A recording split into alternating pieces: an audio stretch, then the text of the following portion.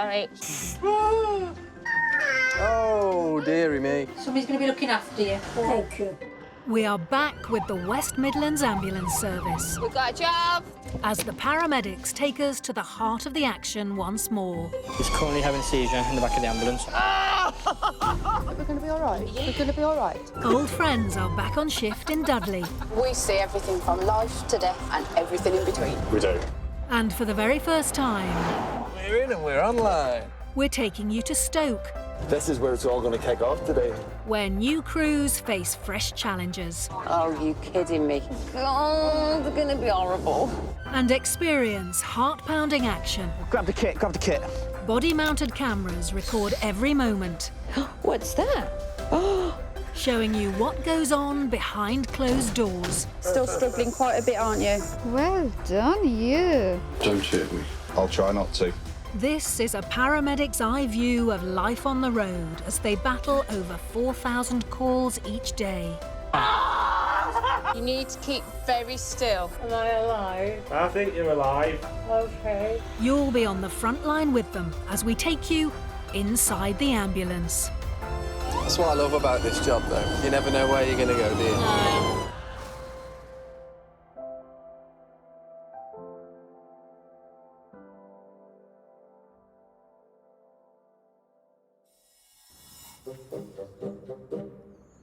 Right, is everybody ready? Glasses down. That's when you mean business, when the glasses are down. I'm on it today. You are on fire.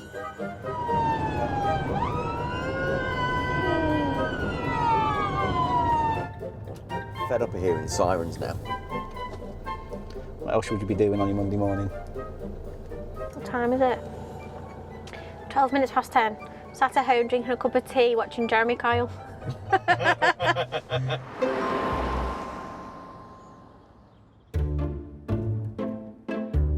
It's a Sunday afternoon in Dudley. Regular crewmates Joe Stevens and Ash Bolus have known each other for nearly 2 years. I can't get in. She can. Ash is a technician and is 4 months away from completing his paramedic training. Where are your feet? At the moment, out the door. Do you have it right the way back? Yes, I have to. I've got long legs. Joe qualified 7 months ago. Right, are you ready? You still can't touch the floor. They've just been called to their next job. 55-year-old male, having difficulty in breathing, fighting for breath, sudden onset, and some chest and upper back pain. The job has come in as a Category 2, which means there could be a risk to life. The aim is to get to a Cat 2 within 16 minutes. Joe and Ash are there in 8. That sounds like our patient. Hello. Hello. The patient's wife Usha called 999 when her husband Satnam's chronic cough suddenly worsened.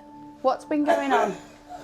You just popping around and wheezing and chest pain. How long have you had it for? It's been like 1 year. Pop your finger in it. That's just worse, isn't it? Okay, there we go. Has he seen a doctor about it? Yeah, we see consultants. Has he on any medication for it? He's only got this one. Prednisolone. When was he given that? 2 weeks. All right. 2 weeks ago. Hello, sir.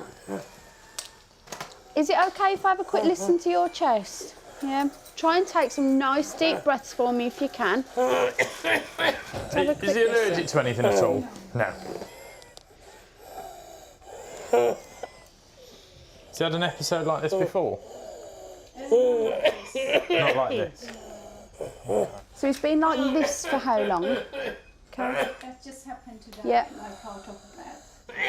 And we got the cough for a long time. For a long They were time. saying this acid reflux.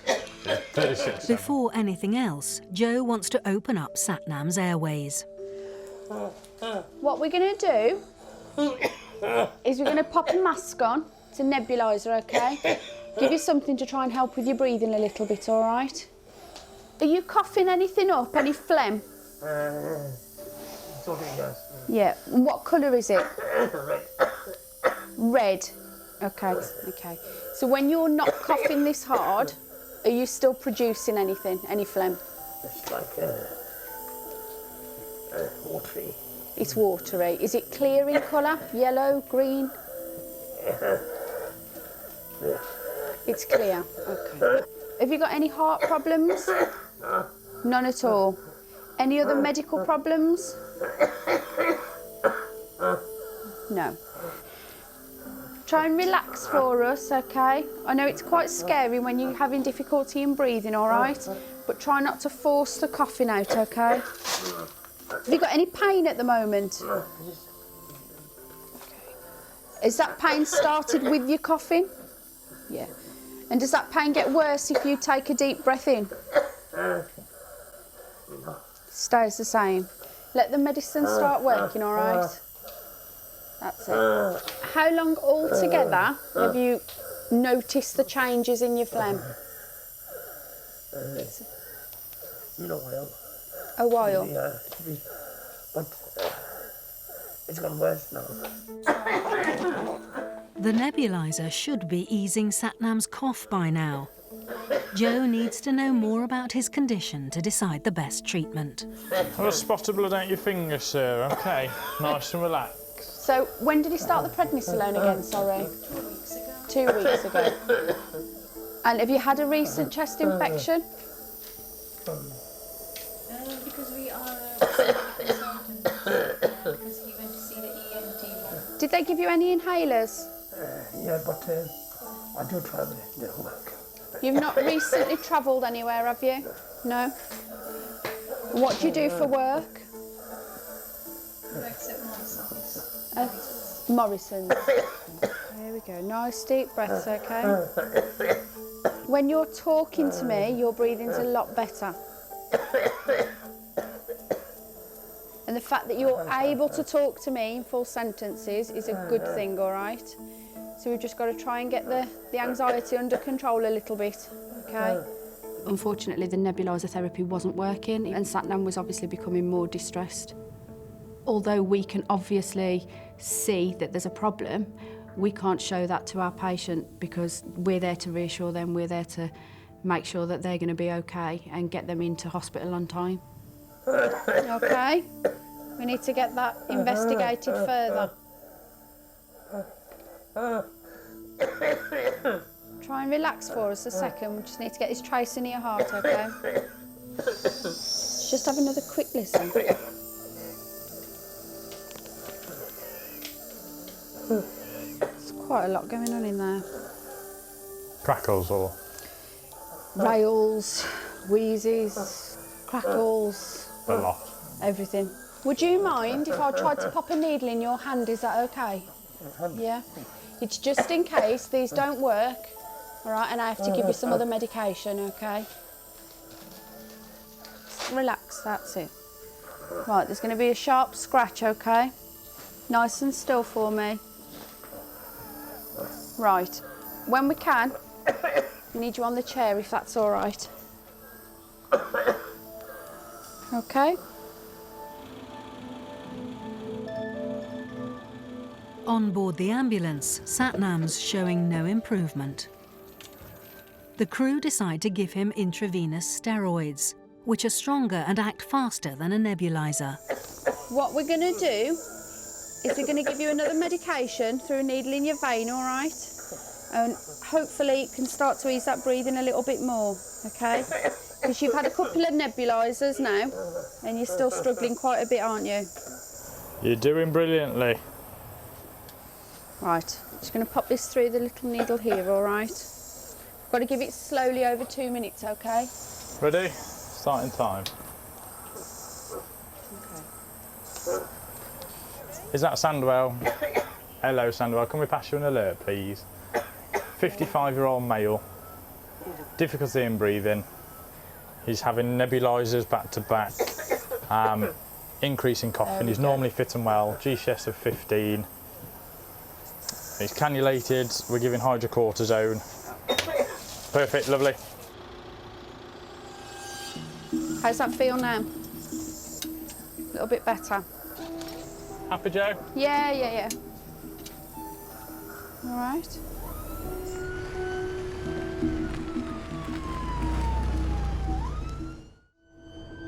Try and reduce that breathing. We've got another nebuliser I can give you again in a couple of minutes, all right? We're going on blue lights and sirens just so we get you to see a doctor straight away rather than waiting, okay? How's that feeling? Better? As they arrive, despite the steroids, Satnam's cough is as bad as ever.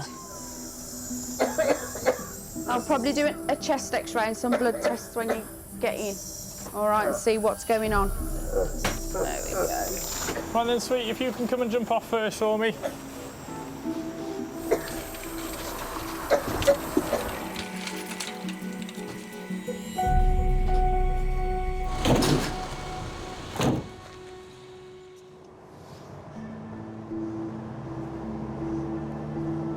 The problem that we had was the fact that normally when you give salbutamol, you see an effect, don't you? Yeah.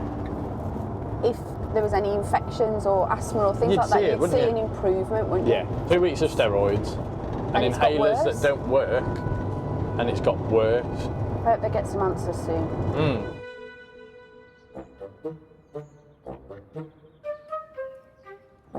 Has your girlfriend got any new horses? She doesn't have one at the moment. No.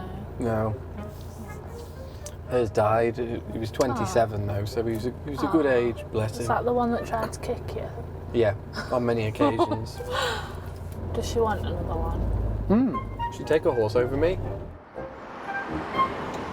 Yeah, my best mate and his missus, they sort of track each other and see where they are. Not for, you know, anything dodge, but just to see where they are. And I told my mum about it, and she was like, "Oh, that's not good. That's not good. There's no trust there, is there? No. You can't be spying on your other half." No. And then both my mum and dad got iPhones and instantly turned the function on and started spying. She was going, "Oh, look, your dad's in Knutsford." He's always bloody there.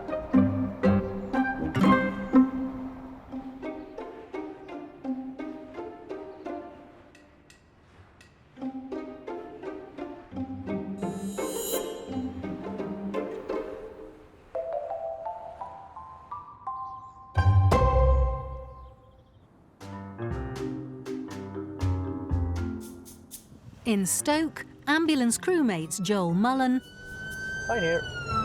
and Nick Griffiths have just begun a 12-hour shift. These uniforms are not made for hot weather. We'd rather like polo shirts, wouldn't we? I think it's the trousers though. The trousers. So You'd thick. rather just shorts, like postman shorts. Joel worked on a dairy farm before starting with West Midlands Ambulance Service. Do you think you could really like pull off shorts with like your boots? Oh God, yeah. I used to go to school with short black skirts and Doc Martens on. Did you? Oh wow. What do you like? Amongst other jobs, Nick used to be a swimming teacher. I had a dream last night. I was back at school actually. That's why. Did you? Yeah. How long ago was that? Not that long ago. Cheeky. The pair get details through about their next patient. So, Mr. Brian, he's fallen approximately 6 foot from ladder. Patient's fallen onto his back. He had hit his head as well, and he appears confused. A fall from that height could have caused major injuries. Oh.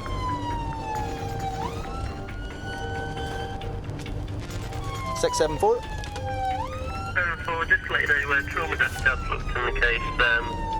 If you do need anyone else, that's it. Yeah, roger that. We'll let you know as soon as we get there, thanks. To get to Brian's house, they have to drive along busy country roads, which present an extra challenge. He's mounting that there. What? I wouldn't have put my car up there, no, that much. Yeah, good job, thank you. It takes the crew 15 minutes to get there. We've got a waiver. We've got a waiver. We've got a waiver. Very helpful for us. Yeah. That's a nice pink top as Oh, well. he's out in the front here. He's Is he? on his back lesson. 67-year-old Brian was on a stepladder using a hedge trimmer when he fell. His wife and a neighbour have been looking after him till the ambulance arrives. Hello, Brian. Hey, sweet. My name's Joel. What's going on today? Just fell off them steps, that's all. What steps are you falling off of? Everyone's there. Brian's wife Janet was trying to hold the ladder steady for him when he tumbled off. I saw this part land first. Right. And it went on to the wood, and I looked at him, and he was out of it, and he was going like that. Okay. So I thought, I don't like the looks of you, and I'm going, Brian, and he wouldn't answer me, and his eyes were all over the place. Their neighbour Debbie called for the ambulance. Janet came over to get me. As I came out of my drive, he wasn't moving. He started to move as I crossed their lawn, and I made him lie back down again. Okay. So he hasn't moved since. You haven't moved since? Okay. Have you got any pain at the minute, Brian? That left side? He's tried to move twice. Okay. I've tried to keep him still. Brian, bless him, he got a rickety old ladder on a very uneven surface. It was never going to end well. Sometimes if someone falls awkwardly or lands badly, moving them can be quite dangerous and can actually worsen the initial injury. So keeping them still was the best that they could do for Brian. When I fell, the ladder's ripped the wrong way and I just hit my side on the side of the ladder, that's all. Like, okay. Tell me if you get any pain anywhere. Nah, that's all right. Take a big deep breath for me. Does that hurt? Just this left Yeah, side. you look like that hurt a You look bit, like you're in pain. to be fair. Can I lift your top up here? Yeah, but I have rheumatoid arthritis. Have you? Right, where does that affect your body the most? Everywhere. It's not isolated, you've got it everywhere. Right, I'm just going to have a little lesson to your chest while you're lying there, okay? Just relax that arm for me, okay? Well, you must have something better to do. No, nothing better to do today. You're the first one of the day today, Brian. Really? Yeah, first one. You're the lucky man. How do you feel about just sitting upright for me, just to start with? Yeah. If anything If I can get hurts or anything, hurts at all, just tell us. Just tell us, all right? Just bend in the middle, okay? Just bend in the middle for now. That's fine. Okay? Yeah. How you feeling? Fine. Right, stay there for me. Everything okay in your neck? Yeah. Yeah, No we get a pain good at all. feelie all the way down the back. When you take a deep, big breath in, does it hurt more? A little bit, but it's all right.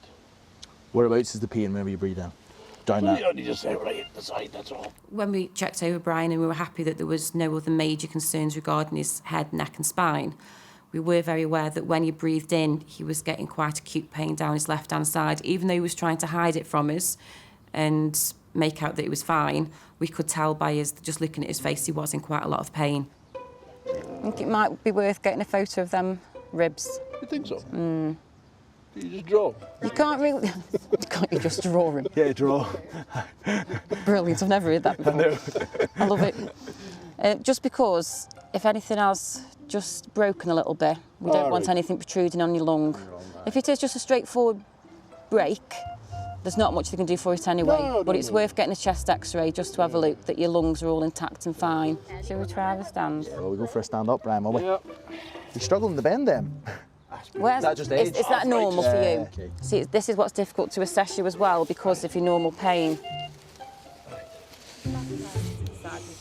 Might be worth getting an x-ray. You're tall, actually. Yeah. You're not that tall down there. I thought that. You must have bigger things to do. Brian, No, will you don't be mind it. quiet? You're going to be checked because I've seen you. I aren't arguing with it. I wouldn't argue with her either. Let's get you on the back of the truck then and then get you comfy and then... Aye, come and have a seat, Brian.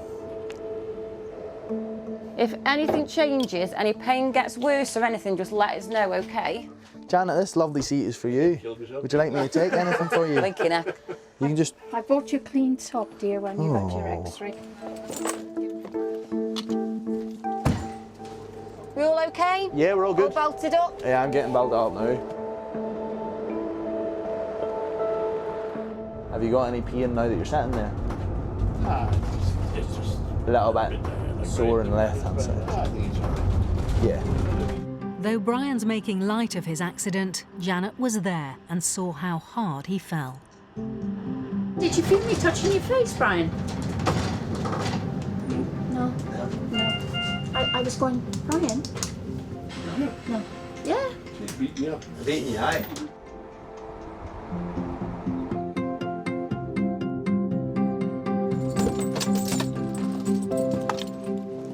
Poor Brian here, look at him shaking. It's because you're driving.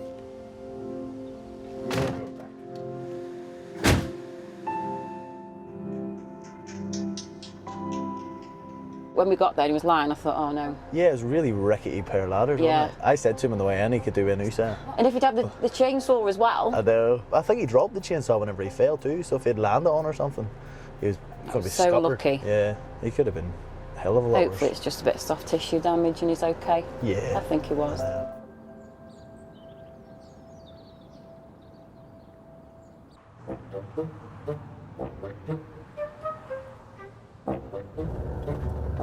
There's definitely a better way to come into this. gotta be a better way to There is. This is not the road that we should have picked. Oh, we're going down my favourite road. What, Mincing Lane? Mincing Lane. You've got Mincing Lane, you've got Horn Lane, you've got Bell End. Bell End. But do you know there's no number 69 Bell End? Isn't there? No, there is Why? 68 and 70. Oh, yeah, I suppose. I feel like the ambulance is just going to tip over. Not when I'm behind the wheel of it, no.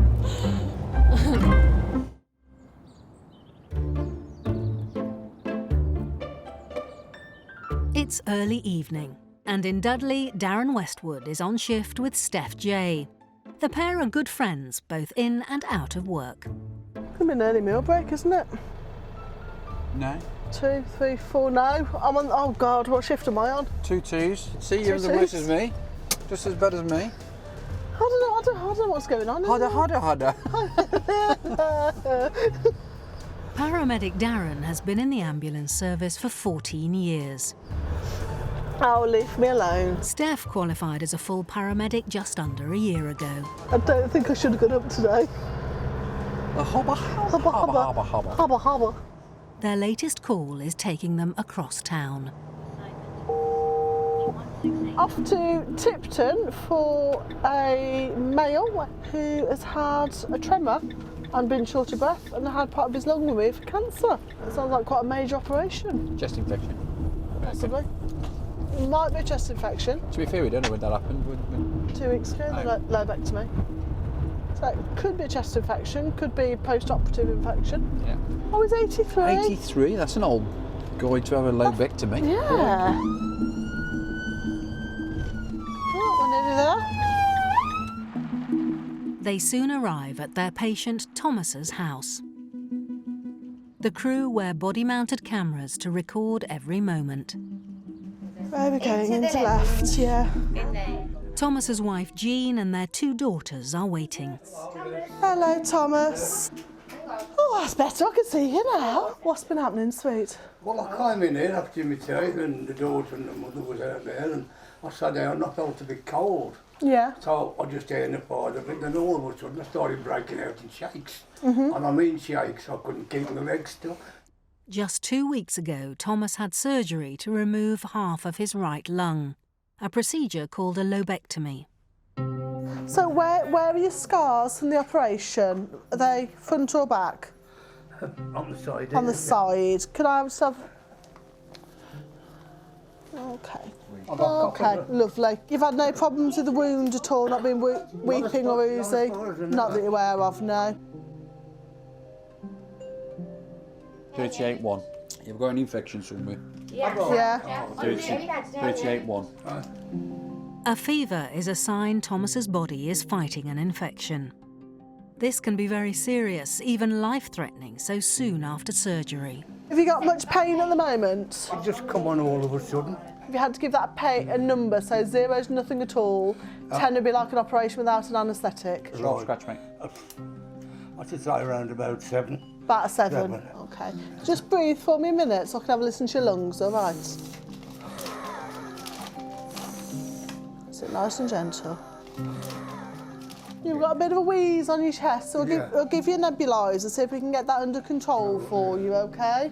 Yeah. Get you feeling a bit brighter. Well, this Ventolin what I'm taking, what they told me at the hospital, Yeah. it's supposed to be the same thing as a nebuliser. It is, so that's what we're going to give you now, and it's like 10 puffs of your inhaler all in one go in like a liquid form. Thomas has obviously had a major surgery, it's called a lobectomy, to remove a lobe due to cancer. He's also got an infection setting, he's wheezing, shortness of breath, and he's actually breathing quite quickly and clammy as well. So this could have been a sign of pneumonia.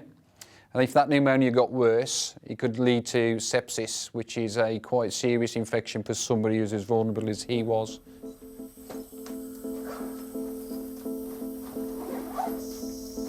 How's that breathing feeling now? How's your breathing now, Dad? The breathing's been all right. I mean, I had breathing problems before I had the operation. Yeah. So now I'm going to have more breathing problems, so they've told me. Because they're having half my lungs. You'll get, your body will adapt to that. Yeah, definitely. It's tight. Yeah. But has this medication we're giving you helped with your breathing? Does it feel a bit easier? Oh, yeah. Your temperature's only 38.1, so it's not a massive temperature. Oh, good. So you're coping with it at the moment. Right. So it's going to be a case of up to hospital, course of antibiotics I've got to from go the to doctor. hospital. We'll nip you up there to see the doctor because I want them to have a look at your wounds and see if we've got to work out where the site of this infection is, whether it's in your chest or whether it's your wound. Right. So probably a blood test, Right. and then there'll be a course of antibiotics and home again probably tonight. So a couple of hours up there. How does that sound? Oh, that's better than Yeah. stopping in if I can. Fingers crossed not stopping in, but I can't promise you not. But as long as you behave yourself, then hopefully we're in and out. Right. And if it's in for a night and then out again, then that's not too bad, is it? No. Yeah? We just need to keep on top of this infection before it gets on top of you. Yeah? Yeah. If you'd done nothing, the infection would have took a hold of your body. Oh, right. So you've done the right thing by family calling us. We don't want to worry our patients at any point, but we were glad that Thomas's family did act quite quickly for him. That infection could have got quite serious quite quickly. So who's next of kin for you, Thomas? My wife, Jean. Jean. And how long have you and Jean been married? 57 years. Wow! You said that without moving your lips, eh? Right. One seat. Shuffle your bottom all the way to the back of the chair. Relax. How would you like your haircut today, sir? I'll probably, Short back inside. probably will later on. The one thing I don't want you to do is to help us, okay? So keep your arms in, let us do everything, yeah? It's raining a bit outside, so... Yeah. Right. Love ya. Yeah, and you. All right then. And I'll see you Get you later. back out.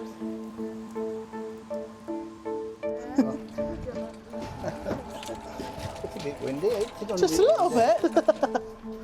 With Thomas and wife Jean settled in the ambulance, it's time to get him to A&E. Right, ready when you are, Wes? Ready when I am? Yeah. I am ready. Pop a seatbelt on as well.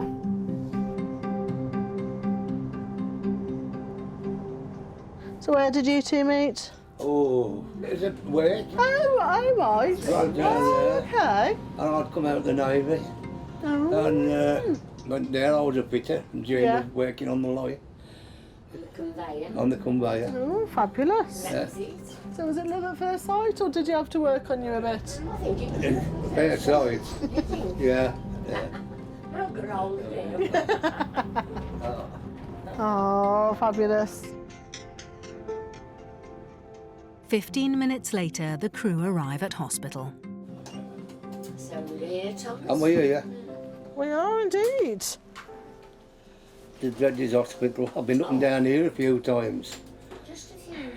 Yeah. Right then, Jean, if we can get you to jump down first. Once the ramp's down, we've had enough mischief tonight.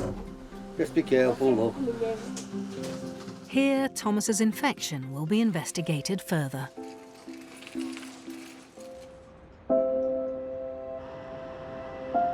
So he's got the potential of actually being quite a poor chap. He was starting to flag on our sepsis tool, but I didn't want to alarm him and actually say that to him. So kind of quite careful what information I gave him, really. To be So fair it's not to worry him, he was actually doing quite well for an 83-year-old bloke who's just had a low back. He was doing fantastic. He did not look 83 at all.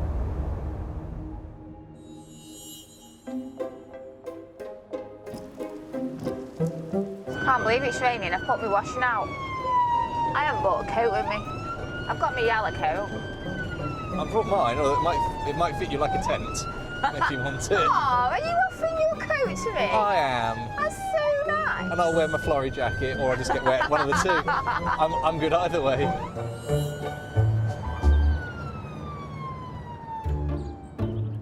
At the ambulance hub in Stoke-on-Trent, Joel Mullen is back on shift. I need to burp. This time with Sam Smith. They've just finished their dinner break. Maybe a bit sick, actually. Ate too much. What did you have in you? Just pasta. The pair are on the way to their next job.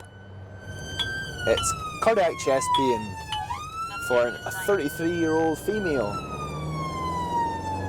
She is sitting outside in her car. It's unusual to get a cardiac call for someone so young. Oh, there we go. Their patient, Heather, was out for a meal when she suddenly became unwell.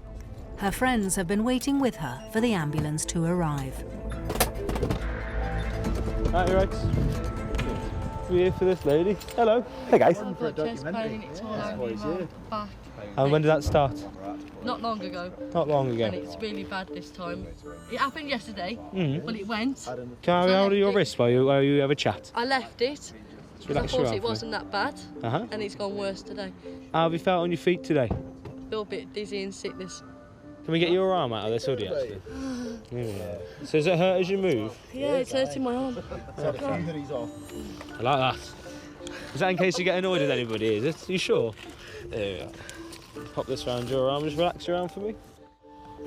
Okay, what type of pain would you say it is? It's like a stabbing pain, like a throbbing pain? Throbbing pain yesterday, but this one was a stabbing pain today. Okay, did it take your breath away at all? Or? It's just I can't breathe. With the symptoms that Heather was describing to us, like pain in her chest and in her arm, sounded cardiac related. So we wanted to keep her nice and calm, but also get a full 12-lead ECG done, so get her on the back of the ambulance as soon as possible. Because you're getting these pains in your chest, am I okay to stick some dots across your chest as well? Just have a look at your heart. So 2 just go in the centre and then under your left bust, is that alright? If we could get to it, yeah. Stay nice and still.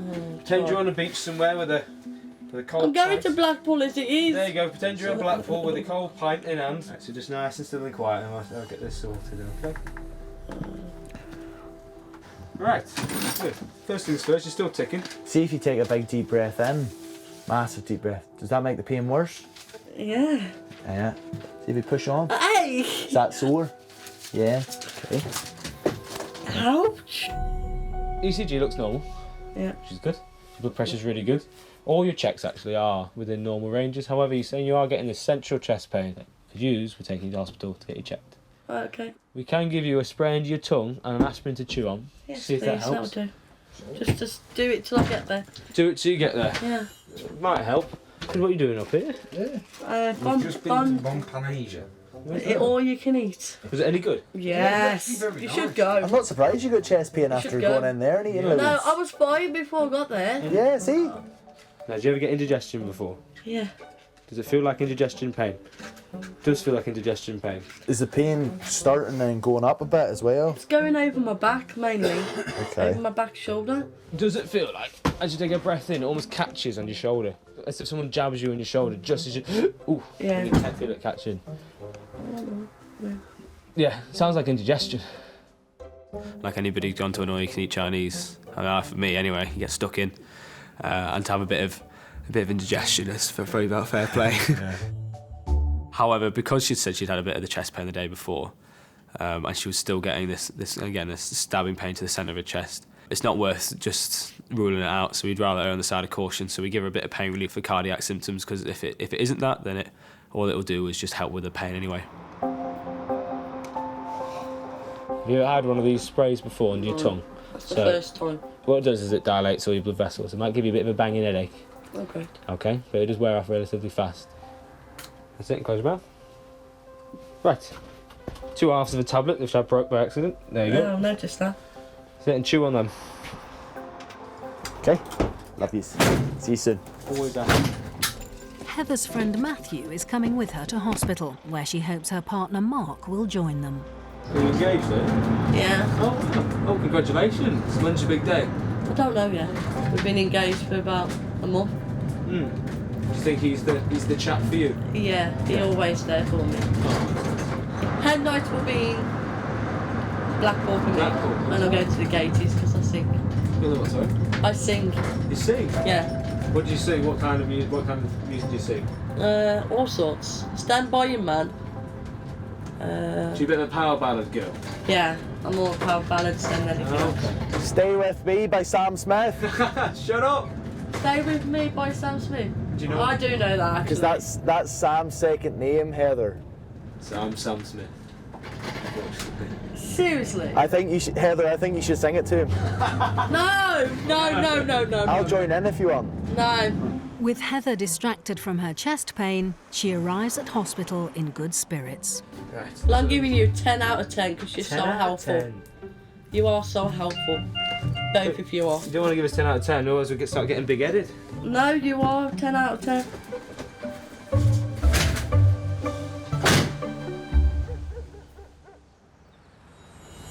Why didn't you let her sing to you? Because if someone sings to me better than I can sing, I get embarrassed. Oh, yeah. But as Sam Smith, you'll... Exactly. I highly doubt there's many people that can sing better than you. So, yeah, you should have let her sing to you. Should have let her sing to you.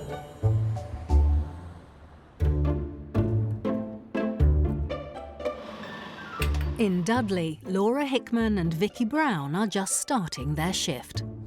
So, how big's this steak I owe you for tomorrow then? This big. This thick. If we find a butcher's, I can get a nice one like that last one. Only the best. It's not long before their first job comes through. And we're going to an unknown patient in their 70s, fall injury unknown. Fall injuries unknown, and then in the notes it says fall and head injury. I think she's got a head injury.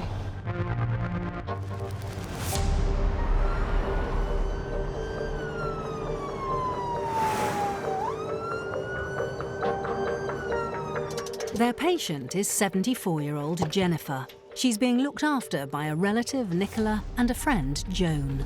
Hello. Hello, all right. Yeah, are you? Yes, I'm fine. Good. Someone else who isn't. Oh, you're not on the floor? No, I've had a fall. Yeah, she was outside. What she's done is she walked up the slope of the lawn. Yeah. And she's come backwards. Oh, bless you. Blimey. Oh, dear. Found her head on the paving stones on the edge of the garden. Oh, right. Big lump here. I'm not surprised you've got a lump, my sweetheart, if you've fallen backwards, bless you.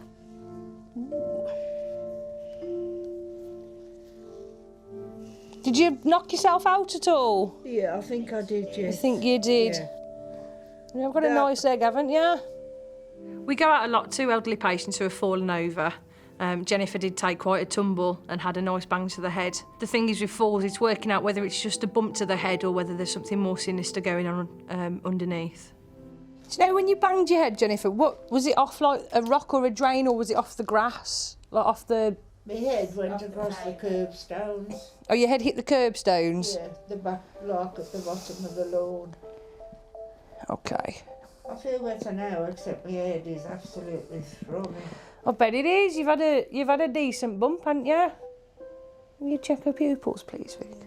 Thanks. Just check your eyes. Oh, I think they're all right. Yeah. Let's hope so. You just look at the end of my nose for me. You can't miss it.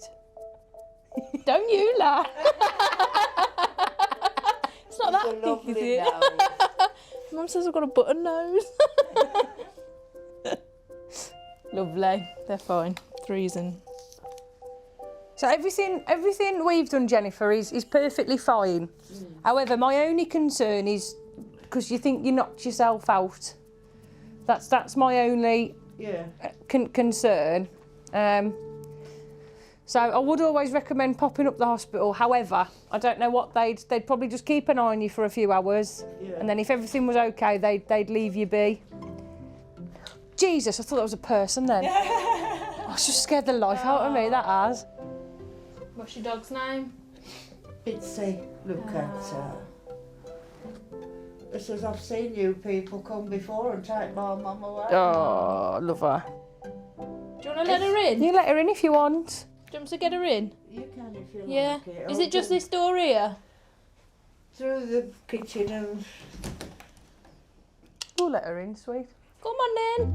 Hello. Hello. I'm all right. Hello. Come on. So would you like to come to hospital? Is anyone sticking... What are you getting upset for, sweet? Oh, bless you. Don't get upset. I don't feel like you need to go. The only reason I'd say that was because you thought you knocked yourself out. However, if there's someone around who can just keep an eye on her for a few hours, all right, and if anything does change then, you can either get yourself up there or you can call us back and we'll take you in then. Satisfied that Jennifer won't be left alone, the crew head off. Done. Right. You take care of yourself, all right? All right, sweet. Take care. All right. Bye. No See ya. Oh, Jennifer's dog was lovely, wasn't it? Yeah, it was cute. Got a cute little face. I'd like a dog. They're not usually that well behaved, are they? Mine's a nightmare. Yeah, yours is. He is a nightmare. Bless her, she had a good bang to the head as well. That was a good bruise to her head. Yeah. She'll be all right. Looked like she got good family support as well, so at least she's not on her own.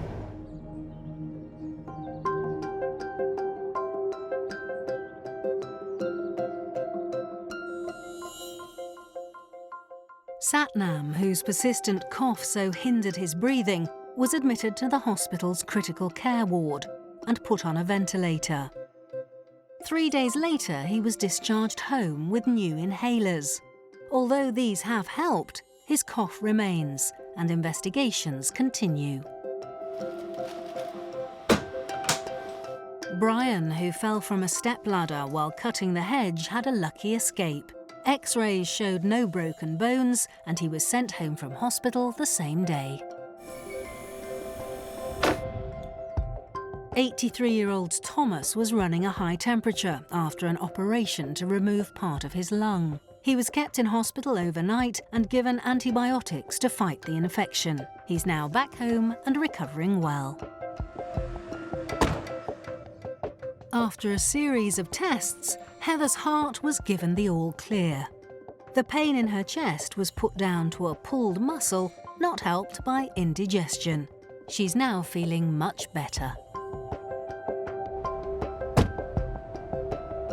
Jennifer stayed at home after bumping her head when she fell in the garden. She didn't need to call the ambulance crew again and soon felt back to normal. Woo! Game over. Game over.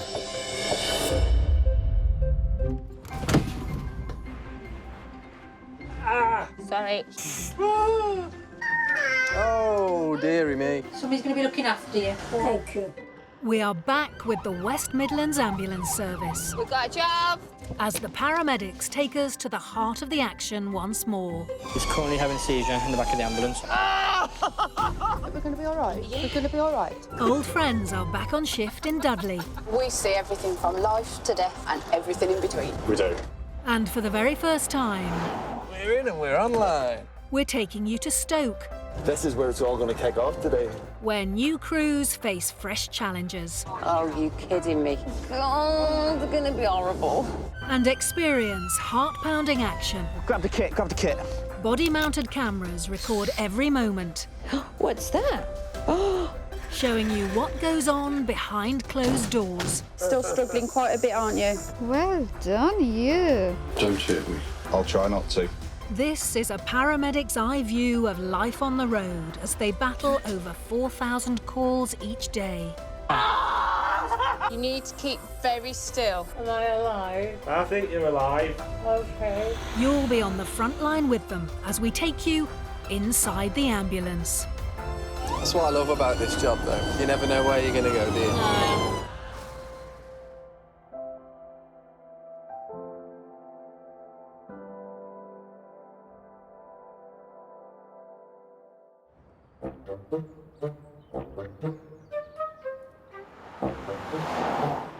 Are you cold or are you warm?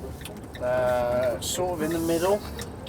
Like I've got a lot of internal central I heating. understand because you've got the I haven't got it on. the aircon on. Yeah. I'm sat here with goosebumps. I don't think there was much point in going away this year with the weather how hot it's Big, been. isn't it? Wasting your money, aren't you, a bit? Don't mind, it's just this uniform sometimes. Get a bit pongy after 12 hours, can't they? Okay, what do you prefer, summer or winter? I like cosy winter nights in. See, I'm like that. I really love cosy nights in. Yeah, same. Front of the telly, duvet or duvet. Yeah, glass of wine. Glass of, yeah, well, whatever your tipple is.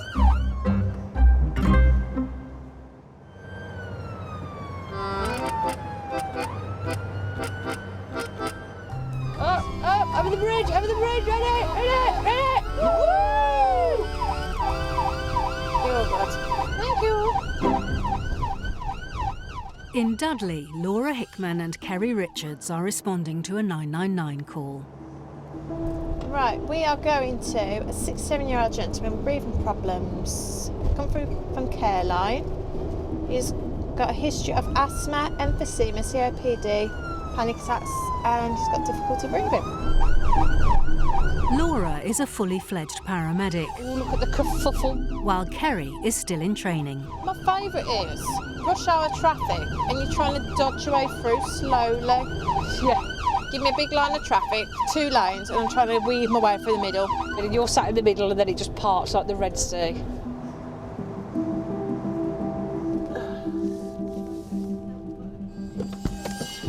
They've been called to the patient's home in an age-assisted housing block.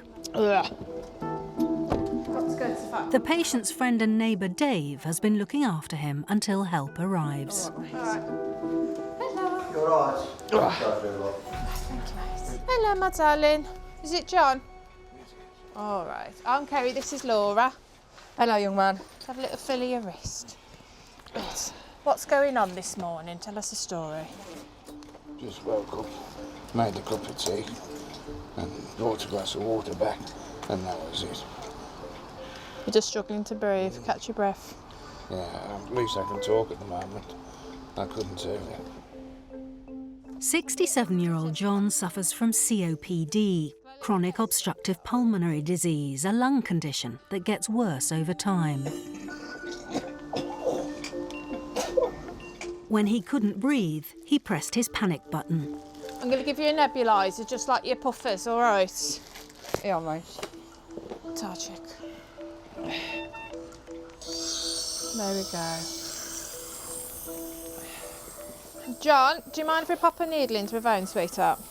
Use a very small needle. Are you a tricky customer? Yeah, I've always done. I think I've got one, John. I'm going to have a go, all right? John needs an injection of steroids along with the nebulizer to try to open up his airways and get his breathing under control. We'll go through it. Right, hydrocortisone is drew up. Ready? It's in for me, mate. Beautiful. Look at that. She got it in one, eh, mate? And you said you were tricky. We'll get out of a chair. You've definitely wanted to trip to hospital this time, all right? I know, I'll get some things in the bag in a minute. Laura and Kerry can only ease John's symptoms temporarily. He lives alone and can't be left at home, as another attack could be even more severe. How are we doing, mate?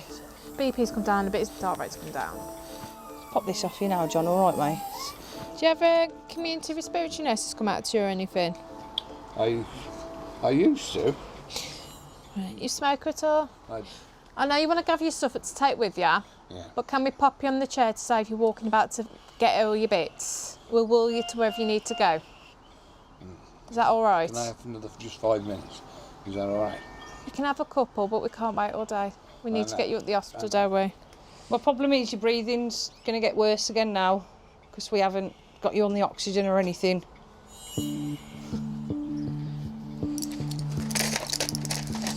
John, you're going to wear yourself out, mate. I need you to come and get on the chair for me. He can't breathe again now. Everything we've just done is just reversed by walking. Oh, John. Some patients get really nervous when they need to go to hospital, and unfortunately I think John fell in that category. The more he delayed us on being on scene, the worse he was getting with his breathing. With every second that passed by with John, it was just reversing the short-term effects of what we'd done to him and how we'd treated him. Well, I told you to sit on the chair, didn't I? Yes, I'm sorry. Can I try and get you on our chair now? I think I'm going to tell the hospital I'm coming with you as well. You're getting the pretty blue lights and sirens today, my darling. You'll have to sit back for me, John, mate. I can't do any more, mate. All right. Sorry. Try and tolerate as much as you can, all right? Just focus on your breathing. It's too tight. No, it Too needs... tight. John, stop. John, it's not even tight, it's actually too loose. Because you haven't sat back on the chair, I've got to put it tighter. Just don't panic for me, all right? Focus on your breathing.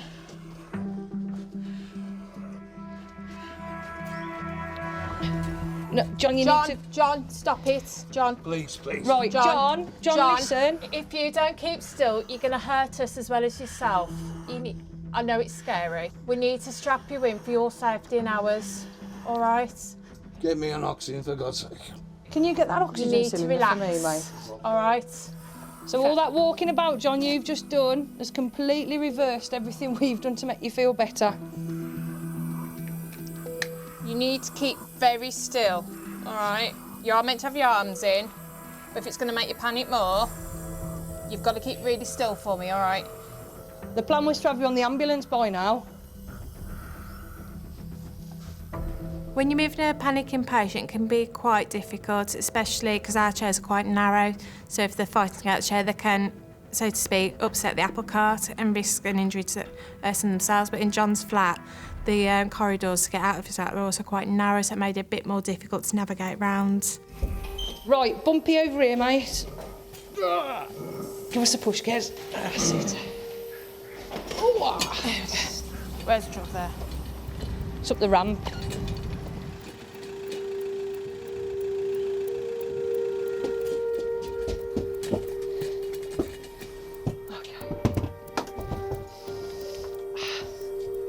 Hello, Samuel. I've got an alert for you, please. I've got a 67-year-old gentleman, exacerbation of COPD. Thank you very much. Thanks, bye. Right, let's go.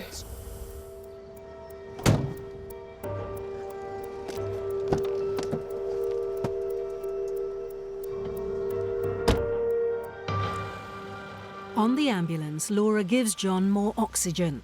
It will deliver a high volume of gas to his lungs quickly, which patients with lung disease struggle to do for themselves.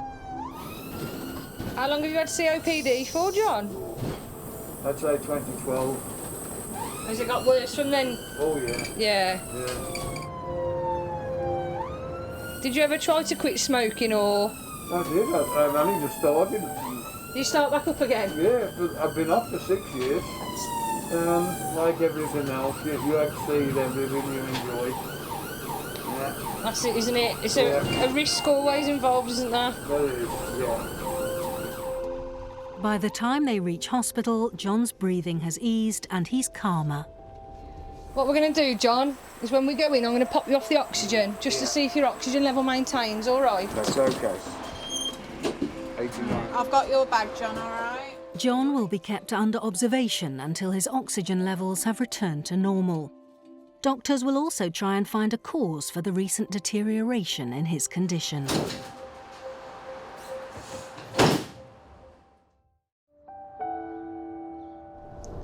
Oh, I did feel sorry for John.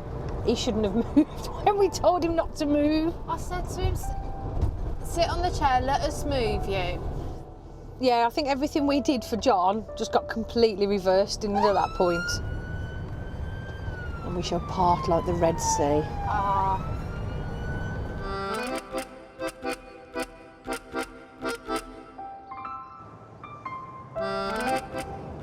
Do you know what I did the other night? I might cry. I don't want to know. You do. Adam will absolutely kill me. Okay, so we've been getting into bed of a night.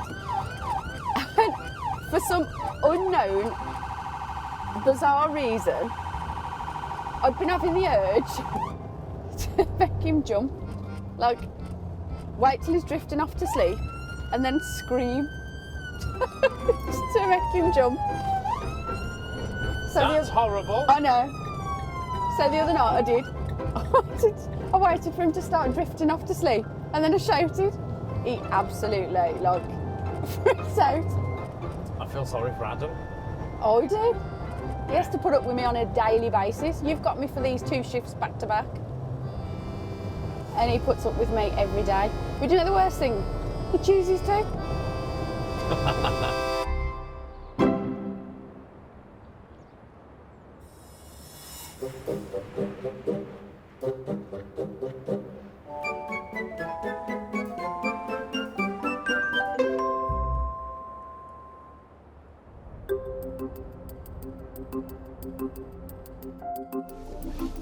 In Dudley, Are we good to roll? Ready?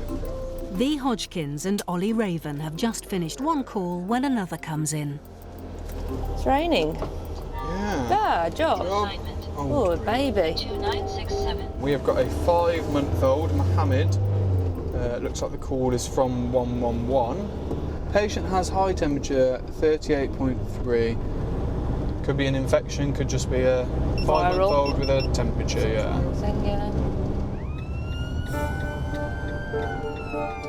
V has worked for the ambulance service for 18 years and is now a clinical team mentor. She helped train Ollie and signed him off as a paramedic 3 years ago. We know how good you are with children. Hey? We know how good you are with children.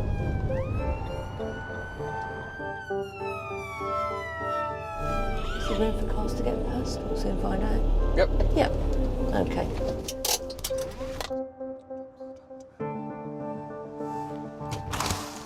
Hi there, you expecting us?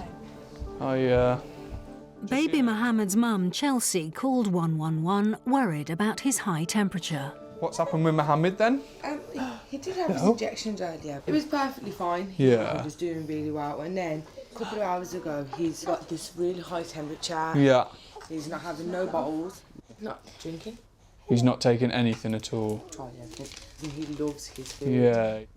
Have you been able to check his temperature, have you? Yeah, it was 38.3 the last time I checked it. And Okay. Then, it keeps going down and then back up. And Yeah.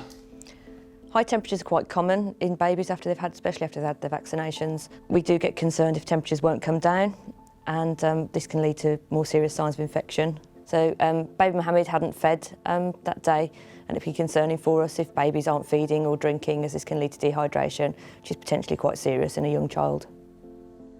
I like it. Oh, it just doesn't hurt you, it's just a little sticker. Is he your only child? Yeah. 160-ish. I know. Is it just you and him? His dad, but his dad's at work. He's at work, Yeah. right. He's cute. Look at those He eyelashes. is, I know, yeah. Look at those Big eyelashes. eyes. Wow. This is the first time he stayed awake for a bit now.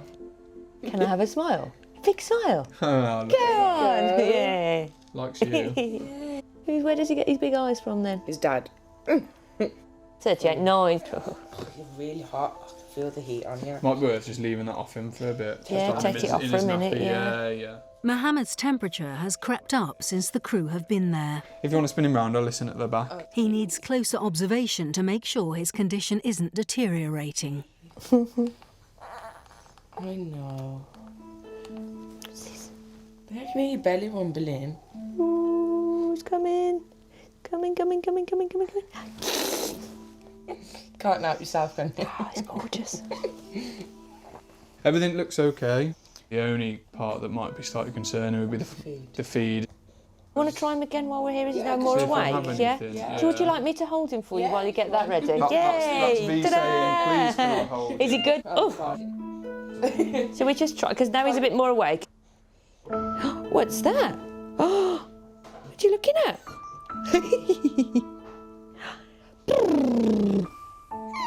Oh, oops. Oh dear. Oops. Oh, Oops. Didn't like that. Oh dear. Here you are, Mummy's back. We were having such fun then. Yes. Let's just see. Do you want some of this? Are you drinking it now? Look at that. Chelsea, baby Mohammed's mum, was quite concerned as he hadn't fed all day. Thankfully, he did manage to have a bottle whilst we were there. We were still concerned about his temperature as it had risen since the call. So if we couldn't get that heading in the right direction and coming down, then we'd probably have to take him to hospital. I'm just wondering whether... Has he ever had Nurofen? Do you have Nurofen? We've never given it him before. We could give him a dose of that, see if we can get his temp down and... Works well in if his children. if his temp starts to come down, he's quite well himself, then... Probably stay here. Shall I be the tufty one? Otherwise you're just going to spit it out, aren't you? We need to, yeah. Good boy. Oh, it's doing all right. Again? Good boy. Once the medication's had a chance to kick in, Come here, little man. V wants to see if it's done the trick. 38.2, so yeah, we're coming down, so that's brill, yeah. That'll do us. So we're happy. Thank you. Which one shall we have then, little man? 154 and 96, perfect. Brilliant, so his heart rate's coming down as well. Brill! Who's this? What would you call that? A mouse or an elephant? I think it's an elephant. It hasn't really got a trunk, has it? No, but it looks like a mouse, doesn't it? And an elephant as well, though. It's a bit like you. You know, if only your ears stuck out. I'd look like an elephant. Right then, you're happy? Yeah. Obviously, any concerns, you can always call back. Bye-bye, little man. Bye-bye, night-night, God bless. Happy that Mohammed's temperature is a reaction to his vaccine and not a more serious infection, the ambulance crew leave him and Chelsea to try and get some rest. Right, all the best, sweet. Thank you. Nice to meet you. Take care. He was okay, really, wasn't he? Yeah. Cute little baby. He was gorgeous. And he hadn't been feeding, and then He's fed almost made a fool of his mum, didn't he, by feeding? Yeah. Which is good to see. But hey ho, we've been and sorted it, haven't we?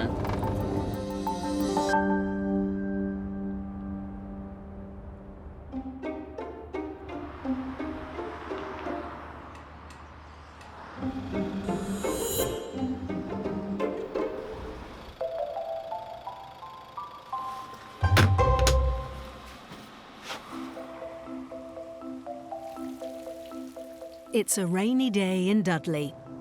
Stuart Punter and Anna Ray are waiting for their next call. It better not be raining like this when I go home at midnight, 11. I need some petrol as well. What's going to be open when you finish? It's not long before a job comes through. So we're going to... It's come through as a shortness of breath, but it sounds like it's a bit more than that. So she's got stage 3 COPD and an esophageal disease, Barrett's disease, struggling to breathe, losing colour in her face and keeps going grey. I think she's got pain as well. Cornwall native Stuart served in the RAF for 5 years before joining the ambulance service. Polish-born Anna moved to the UK 12 years ago and is in training to become a fully fledged paramedic like Stuart. Oh, someone at the door, look. Yeah. All right, where are we going? Hello. How are we doing? The patient, Angela, has her husband Steve and daughter Sam looking after her. Angela, what's going on, chick? What's happening? The pain is absolutely horrendous. What pain? Can you explain? Mum's got Barrett's esophagus disease. She's also stage 3 COPD. She's had a gallbladder removed. Right. But she's had problems ever since. She's probably brought up about half a litre of oil in the last hour. Okay. In Barrett's esophagus syndrome, acid reflux causes cells in the food pipe to grow abnormally. It can be incredibly painful, and in some cases, the abnormal cells can become cancerous. So what normally happens when this occurs then? Usually they have to give me either Yeah, of course you can. liquid, paracetamol or morphine to ease the pain because nothing will touch it. Well, should we manage your pain here then and see if we can avoid hospital? Yes, please. At the moment, I just wish it had stopped. So out of 10 then, 0's no pain, 10 is having your leg chopped off with a dirty hacksaw. Try 11. Try 11, as bad as that. 11 to 12, yeah. I haven't seen Mum in this much pain in a long time. Mm. She's constantly burping, constantly but the doctors have said obviously there's nothing they can do. They're pre-cancerous, basically. Okay. Mum, is there anything I can do? There you go. You okay? Sorry. Have you had gas and air before? Yes. Okay, I think we'll start with that. And and then while you're doing that, we'll pop a needle in. We'll give you some of our anti-sickness, and then we'll try and sort some of this 12 out of 10 pain. Thank you. Okay. Angela had her gallbladder removed, which had led to having a lot of bile in her stomach. This can cause a chronic acid reflux and can cause a lot of pain and vomiting. The doctors had Angela on a regime of medications already, but it was clear that this wasn't working for her today. Angela, who's 61 and a former glassblower, is a great-grandmother. She's been managing her condition with the support of her family for the last 4 years. How bad is your pain now? What's the number? Truthfully, because I know you don't tend to tell the truth on these matters. It's round here. Yeah. And You just can in the see small her. of me back. She's still in pain, and the crew decide to give her morphine. Morphine is a very powerful pain relief drug that we can give, and we don't give it out lightly. It was clear that Angela was suffering with her acid reflux to the point where she needed the morphine today. What's your pain out of 10 now? 2, 1. With Angela feeling much better, a trip to the hospital has been avoided, much to her family's relief. Thank you for coming out. Not a problem. Right, here you go. This is not on the windscreen. No, don't be silly. No, I can't take it. No. Can't take it. You can't take it? Not allowed to. Next time we come, just have a bag of sweets for us prepared. Yeah. It's in a quality street, isn't it? Yeah, but just the thing. Stop there. No, I was joking. I was joking. I wasn't. I'm not. How's about Oh, thank you. Now, I'll tell you what, that's going to go down perfect. Yes. That's very kind of you, thank you. Honestly, if you've got any problems, anything at all, because you've had, the paracetamol and the morphine especially, if you notice anything out of the ordinary. With the pain now under control, the crew leave Angela with advice to call back should her discomfort return. All right. Okay. Nice to meet you, Angela. Take care, mate. See you again. Yeah. Thanks, Sam. See ya. Bye.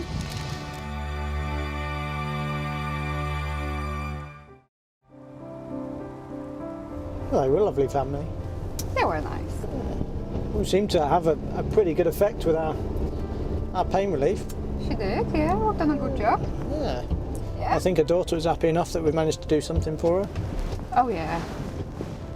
She's pain-free. She stayed at home. Yeah. Happy days. Yeah, another one out of hospital, which is good. Mm-hmm. And we good. Aren't we just the best?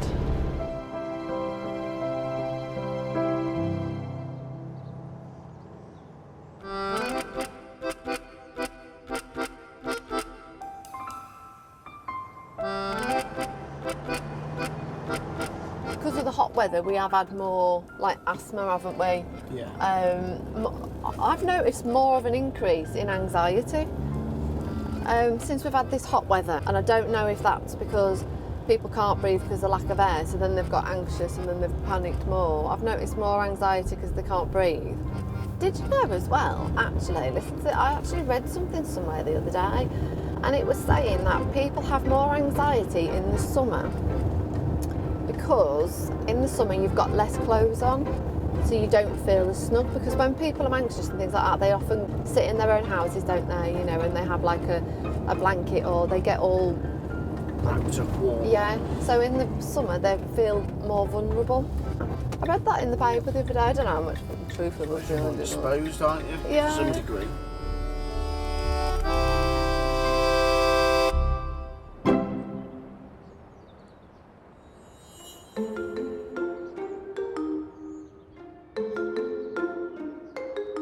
At the ambulance hub in Stoke-on-Trent, Oh no, it's gone.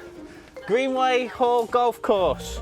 Adam Alcock and Janine Cryle are midway through a day shift. Oh. Adam's been a paramedic for 5 years. Going to play some golf, albeit crazy golf because I can't hit. Liverpudley and Janine was a medic in the army before retraining as an ambulance technician. I just hit him instead. Woo, 4! On the way to their next call-out, information comes through about the patient. Oh, yeah, male who's 74 with upper back pain. Features of cardiac pain. Patients at the driving range.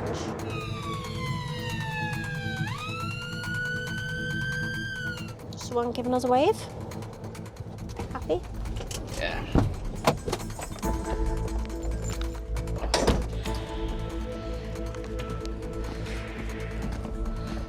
Morning. Hello. Good morning, my name's Janine. This is Adam. Hello. Alan, nice to meet you, Alan. Obviously not. 74-year-old Alan had been playing golf with his grandson Sam. Daughter Joanne has been looking after him until the paramedics arrive. What's going on? We were just up on that, by that flag, just went down, just over the chest pains, headache and... Okay, can you describe them chest pains for me? Goes across there, pains there, I've got stents in there. Okay. And then it goes from one shoulder to the other and the pains are then. Got angina. I suffered unstable angina. Could it have possibly been an angina? Sort of feel completely different? Completely different. Okay, does Dad look his normal colour to you or look quite sweaty? Been ringing wet with that. I don't know. Diabetic as well. Oh, right, okay. Is there any other medical problems you suffer from? Let me just pop these little sticky dots on you. He's got kidney problems. Kidneys. What's wrong with them? I don't know, they're only 15% I've got left. Okay. So you have chronic kidney disease? If you had to give me a score out of 10, so when it first come on, 9. It's a 9. What is it at the moment? Is it still a 9? 5, 6. A 5 or 6. A few bits on there, isn't there? You still got that pain at the moment? Yeah. Across your chest and your shoulders, your back. Alan had a long list of comorbidities, including angina, kidney disease and diabetes. What he was experiencing was central chest pain that was radiating into the left and right shoulders, and he looked quite pale and he was sweaty and clammy. So with that, it looked like he was potentially having another heart attack. With that, the best course of action was to attend A&E and see a cardiologist. That's a silly question. Will we carry on golf? Absolutely not, and we're going to be Another popping day. up to hospital. We're not, are we? We are, mate, yeah. We're going to have to. Yeah. You've got quite a significant heart history. We'd recommend it.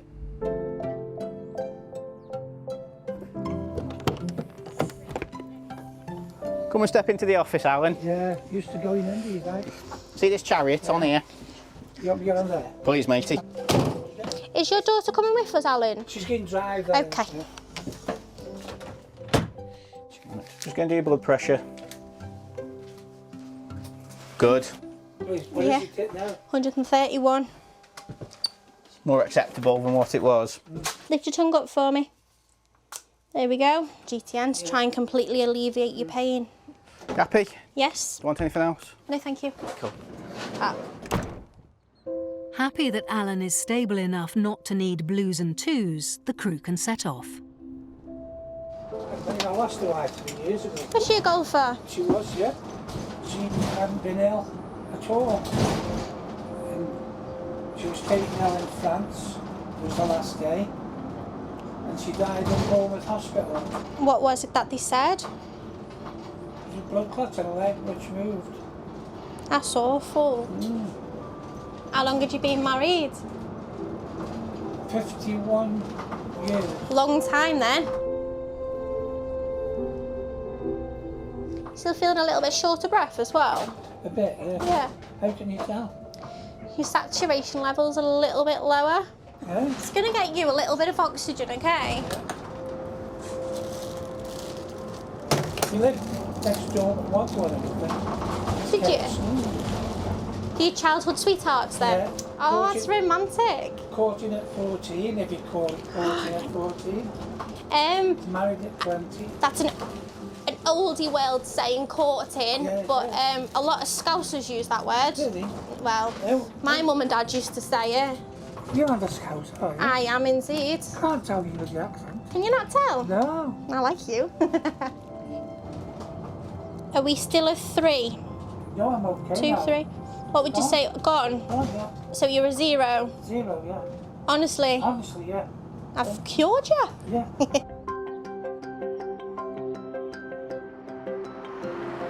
It takes 20 minutes to reach Royal Stoke University Hospital.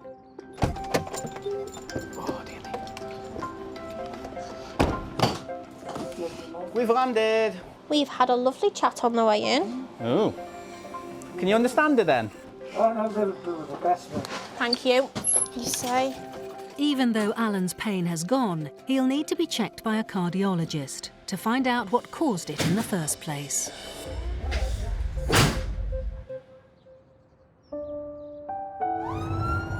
I've got no clue what's going on with him. By the time we got him into hospital, like his grey, pale colour had gone, and he looked quite well. Yeah. I wonder if it is something about his angina. Oh yeah, it'd be unstable, wouldn't it? Yeah.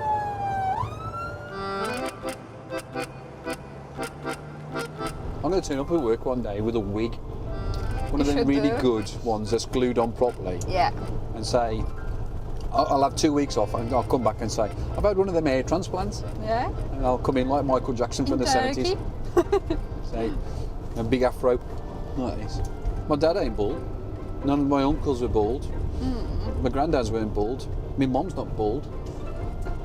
Yeah, it's a bit... Milkman? The milkman was bald. And we had fresh milk, we had extra points. See? What happened there? I'm going to ask Mum. Yeah. Am I the milkmans? Is that the reason why I like getting up early and going on electric motors? Thing? Exactly. Feeling the cold? Exactly, yeah. It's another warm summer's day, and in Stoke, 22-year-old Adam Alcock and his 40-year-old crewmate Nick Griffiths are discussing the previous evening's dinner arrangements. I didn't really know what to have last night. I was looking through the cupboards and looking through the fridge, and I was like, and I found some waffles in the freezer. Just had some waffles with some beans on Potato them. waffles. Yeah. So I just got some beans. That's a nice meal, that is. Yeah. Did you do them in the toaster? No, I did them in the grill. I've done them sometimes in the toaster. Yeah, to be fair, I did burn one of them, but luckily I'd done 6, so it was all right. 6. It's not long before their next job comes through. Cat 2 adults, his blood pressure is apparently 200/85. And he's had a bypass.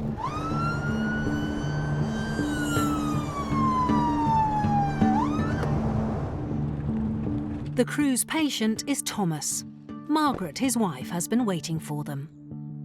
Hello? Ambulance? This is the second time in 24 hours she's called 999. Hiya. Where? He has a history of angina and had a heart bypass 10 years ago. Hiya, sweet. Your house is like the TARDIS, it's massive. This is Adam, I'm Nick. Another crew were called out yesterday when Thomas first started to feel unwell. Right then, sweet. So what happened last night for the ambulance to come last night? I went to bed about 10:30 and I got up again to switch the light off and I got a twisting pain here. Okay. Took my breath away. The blood pressure was way up, 180 something. And then I couldn't get my breath like I can't now. What I'm going to do, I'm going to put some stickers on. Right, I'm going to give you a little shave. I'm sorry. We come with beauty treatments as well. John has a history of cardiac issues. Nick needs to take an ECG reading to see exactly what's going on. How old are you, sweet? I was 84 yesterday. Oh, happy birthday for yesterday. Amazing. Can't see anything significant on here, but with this chest pain that you had last night and today, you have got prior cardiac history. Yeah. You need to go and be seen. When we first arrived, we did suspect that Thomas was suffering from his normal sort of angina. Angina is where part of the heart isn't provided with enough oxygen from the blood, potentially due to a blockage. If cells in the heart aren't provided with enough oxygen over a significant period of time, those cells will eventually die. And if all those cells die, then eventually his heart will stop and he could go into cardiac arrest. So because of Thomas's history, his age and his high blood pressure, we were concerned that potentially he is high risk of anything like strokes or heart attacks. Because of these risk factors, it was decided that me and Nicky were going to take him to hospital. I'll see you later then, love. All right. We'll look after him. We'll do our best. I know you will. Margaret and their daughter will visit the hospital later.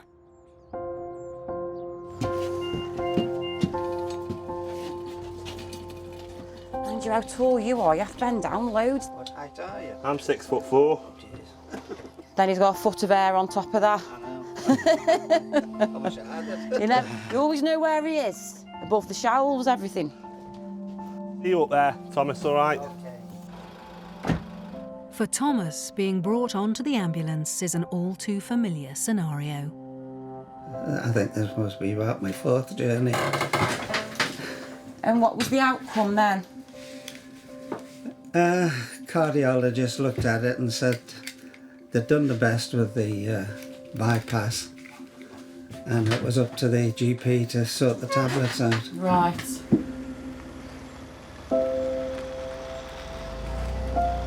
The last time out, you took me in like this, he ended up upstairs, you know, in that after the triage. And the chappie who was in charge there, he said, "We're sending you home," he said, but he said, "Out of 10 people who come in here, 2 will die." He said, "So don't feel as though you're a nuisance when you're like this, ring." So that's why I rang last night, and then it all eased down. And then this morning, it was, when I got up, it was 200/85. Yeah. I thought, well, it's never right when it's like that. I always say it's better to be safe. Yeah. Anything with chest pain or your breathing, and we need to make sure that everything's working okay. Well, your oxygen levels are bang on, so I'm not concerned about any problems with your breathing regarding to getting oxygen in.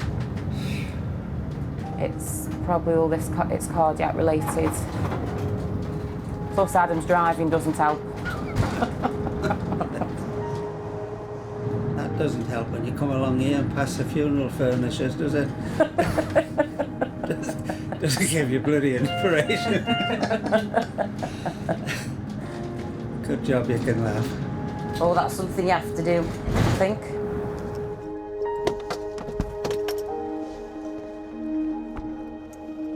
Right then, sweet, let's get you in there. Few little bumps. In hospital, doctors will assess John's cardiac activity further and decide what treatment he needs to stabilise his symptoms.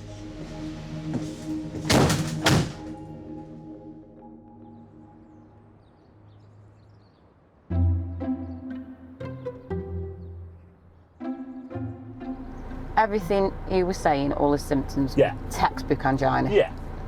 I had a heart bypass in the past as well. Like, unless you can say that's muscular, Yeah. or that's a cough, or that's Yeah. that's a chest infection, then for me chest pain's going. If you can't rule out, Yeah. then they've got to go in.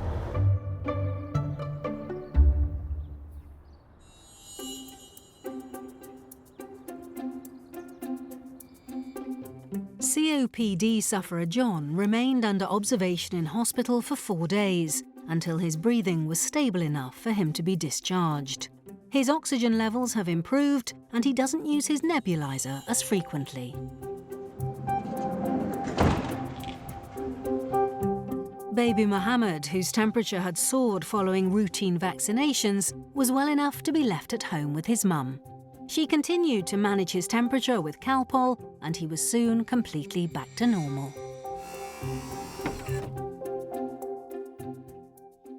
Angela suffers with a number of ailments. After receiving a dose of morphine to help with the pain, she chose not to go to hospital. She feels better and manages her ailments with prescribed medication. Alan's sudden onset of chest pain while playing golf with his grandson was put down not to angina, but to dehydration from being out in the hot weather. He was put on a drip until later that evening when he was discharged home. However, there are concerns his arteries could be narrowing, and he continues to be monitored. Thomas's blood pressure was worryingly high. He was discharged from hospital the same day after doctors determined that his chest pains were related to a heart bypass. He sees his GP regularly to try and keep his blood pressure under control. High five for a good chef, mate. Oh, go on then, fist bump. Shake and bake, baby! Nice one, mate. Nice one.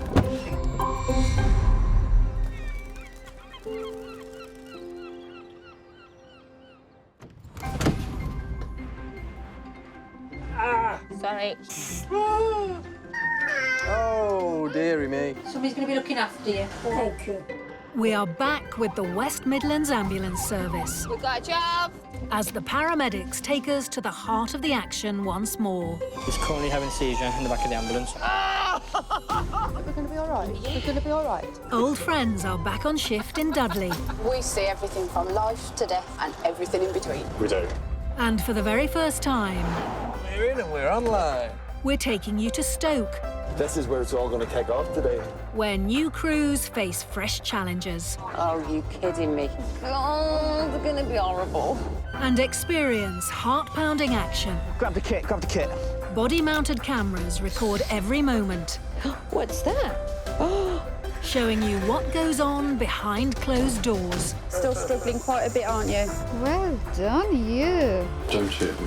I'll try not to.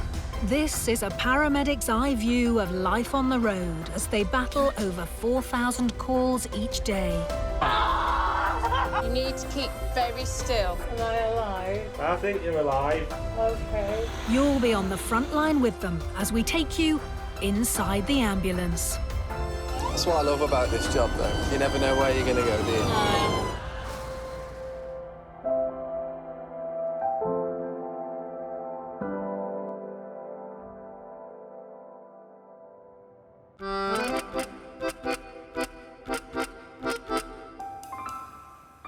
Am I okay your side? Oh, God. No. No. No. No. No. Still no. Still no. Still no. Still no. Go now. Was that a quick go now? Is a learner driver? Go now!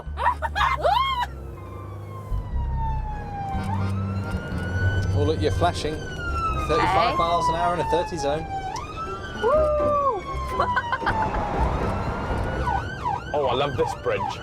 Get your belly fluttering. Get your, oh, I like that word, flutter. Flutter? Love a good flutter. Fluttering. Are you ready? Here's the bridge. Hold up. Oh, oh, it makes me feel sick.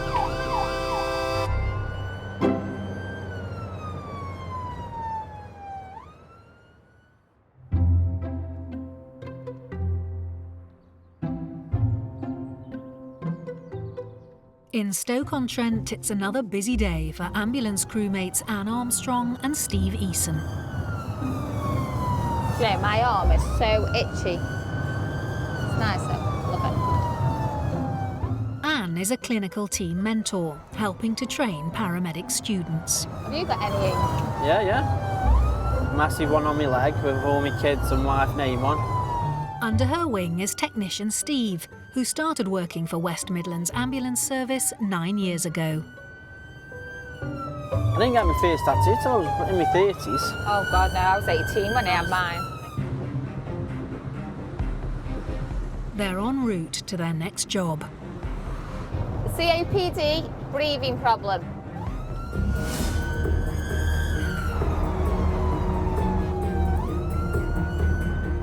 Oh.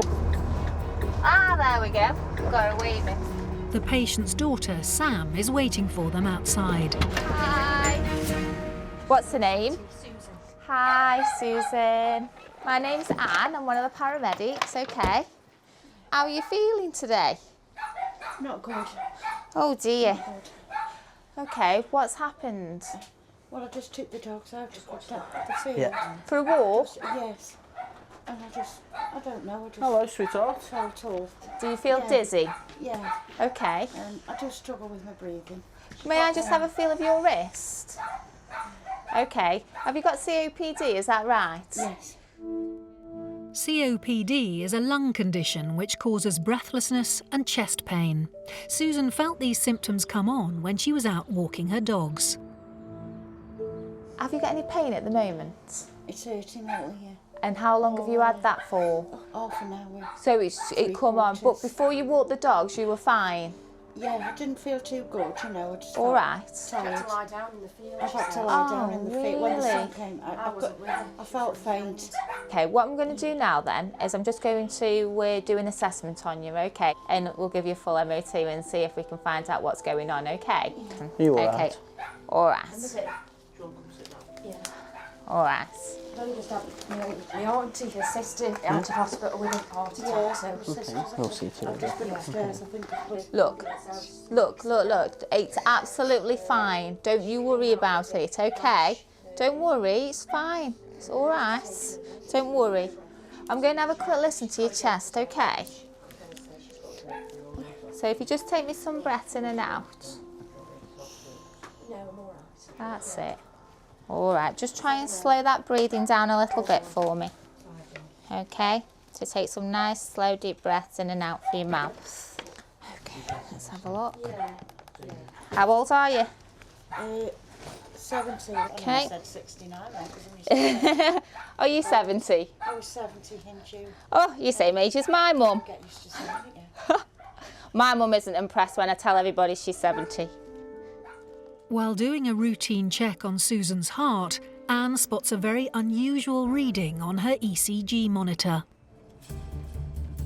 What I do believe at the moment, right, I think what's going on, you've got a possible blockage within one of your coronary arteries, okay, in your heart. But don't panic, okay, because I'm going, yeah, but don't panic. I'm going to take great care of you, okay? And what we're going to do is, I'm just going to pop a needle in your hand. I'm going to give you some medicine, some morphine to help you with the pain, okay? When I saw Susan's ECG, I was quite surprised because obviously we didn't get the job as a chest pain, we had it as a breathing problem.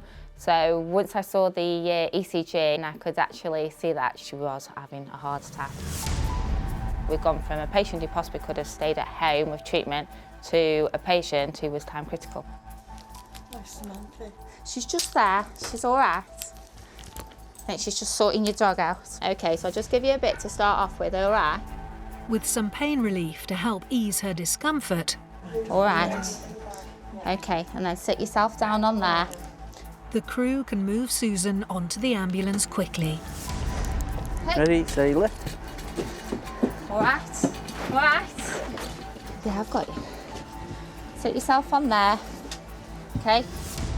And then swing your legs up. Okay. Hi, is that CCU? Yeah. It's Anne, one of the paramedics. I've got a STEMI. A STEMI is the most serious form of heart attack there is. It means that one of the major arteries to Susan's heart is completely blocked. Straight to coronary care, Steve.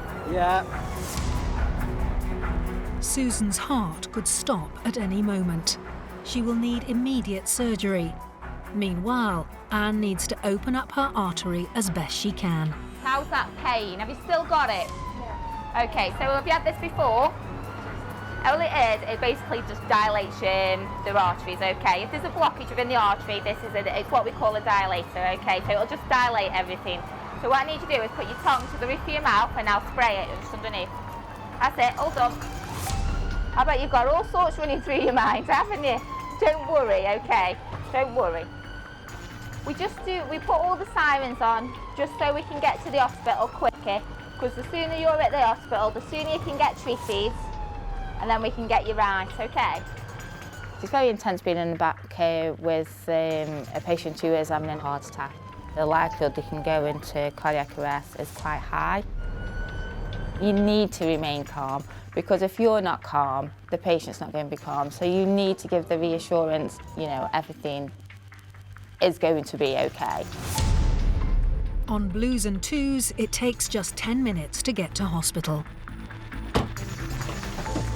Oh, a little bit of a bump. Anne and Steve take Susan straight to the cardiology department for the vital treatment she needs.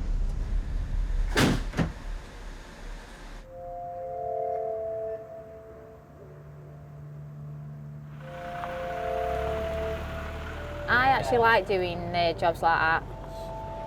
It's a proper job, if Yeah, you know what I mean. but we managed to keep her calm. She seems calm. She got a little bit teary at times, didn't she? Yeah. But I think, just with some reassurance 40 minutes we got on her from the moment we arrived on scene to the arrival at hospital, which I think is pretty damn good. It's quick, that's Pretty darn good. Yeah, it's quick.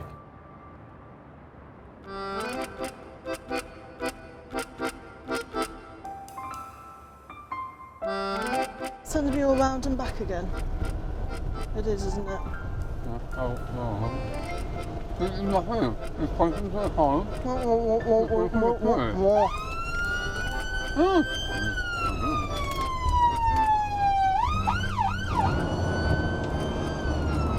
think we just splattered a bug. Yeah. Did you hear it? I did. Last thing you need on a Sunday morning, isn't it? Ambulance blasting through. Yeah. Get everyone woken up. If I'm up, you're up. Exactly.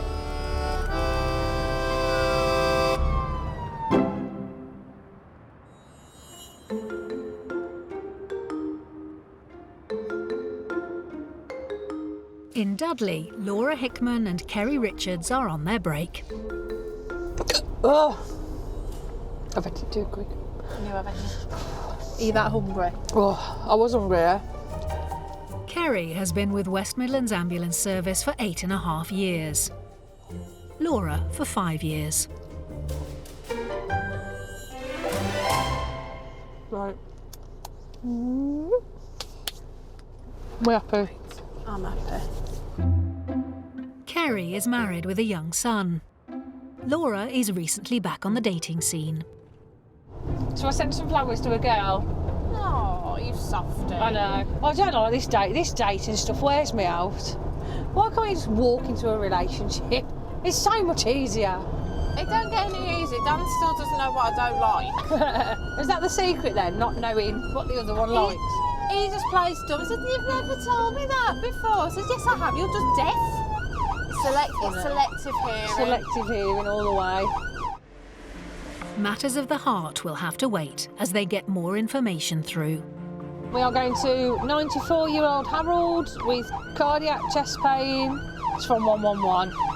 So he's triggered the magic passwords. He's used the words chest and pain, hasn't he? He has.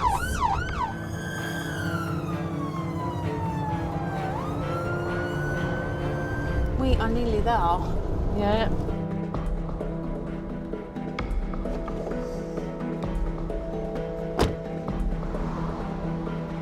Hello. Yeah, are you? Harold, known to his friends and family as Pat, is being looked after by his carer and his son Dennis. As well as his symptoms today, Pat has dementia. What's been going on? This morning was fine. He's got pains in his chest and it's running to his shoulder. Okay. He had a quadruple bypass 30 years ago. Oh, wow. Okay. Hello, young man. Hello. How are you feeling? Bit rough. Bit rough. How are you feeling rough? Generally myself. Generally unwell. What's this about your pain in your chest? It comes and goes away. All right. Pat was doing really well for 94 and he did look really well in himself. With the history of a quadruple bypass, I really just wanted to make sure that it wasn't his heart causing him the pain. So that was the first thing I had to rule out. Does the pain get worse when he coughs? Right, that's a good sign. Shows it's a bit more chest infection and breathing. I thought that because the way he's talking, he was fine talking this morning. This is come on, just like that. Yeah, he's quite sweaty as well. Oh yeah, I said that on the phone. He's as deaf as a post. All right. Right, let's check you over, young man. How long have you been coughing for? About 2 days. About 2 days. I think you've got a bit of a chest infection. Oh. Have you had any paracetamol? Yes. He has. He's had 2 paracetamol this morning. Perfect. Has he got a hernia? No, not as far as I know. That is where he had his gallbladder. And it's, Yeah. Look at your tongue. It's got worse. It's got worse as he's got older. Yeah. Your hands are cold. Right, I'm going to have a listen to your chest now. After just 6 minutes treating Pat, it seems the crew have made quite an impression. Lovely teeth. Well, okay. Lovely blue eye. Thank you. That's the way you checked it all, me. Oh. When we go out to elderly patients, one of the things that they most want is just to have a chat. It's part of the job, and it's one of the greatest things we can do is listen to their old stories, especially when they're such charmers like Pat. All right, nurse. I'm fine, thank you. I'm all right, Dad. That's my favourite son. My husband says that. He tells me I'm his favourite wife, but then again, I am his only wife, so... That's what you hope, anyway. So everything's all right. You don't need to be whisked off to hospital. Might have a UTI. It's not an accident or an emergency. It's a chest infection. So we can get the doctors to come and give him a prescription. Laura calls 111 to update them and request a doctor to come out to see Pat. We'll wait for these ladies to go, Dad, and I'll get you a few mussels. He can have them now. Yeah, if he wants to have them now, let him. Yeah. It's fine.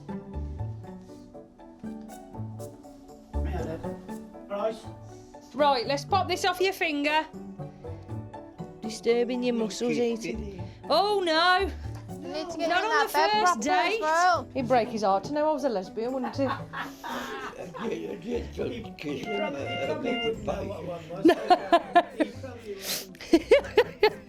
With the paramedics' health checks complete and Pat's doctors informed of his possible infection, Laura and Kerry leave him to his lunch. Anyway, thank you very much. No worries. All the best, Pat. All the best. Take care. Keep out of trouble. Bless him. Oh dear. All right, Dennis. Thank you very much. If You're anything welcome. changes though, if it gets any worse, call us back on 999. All right, mate.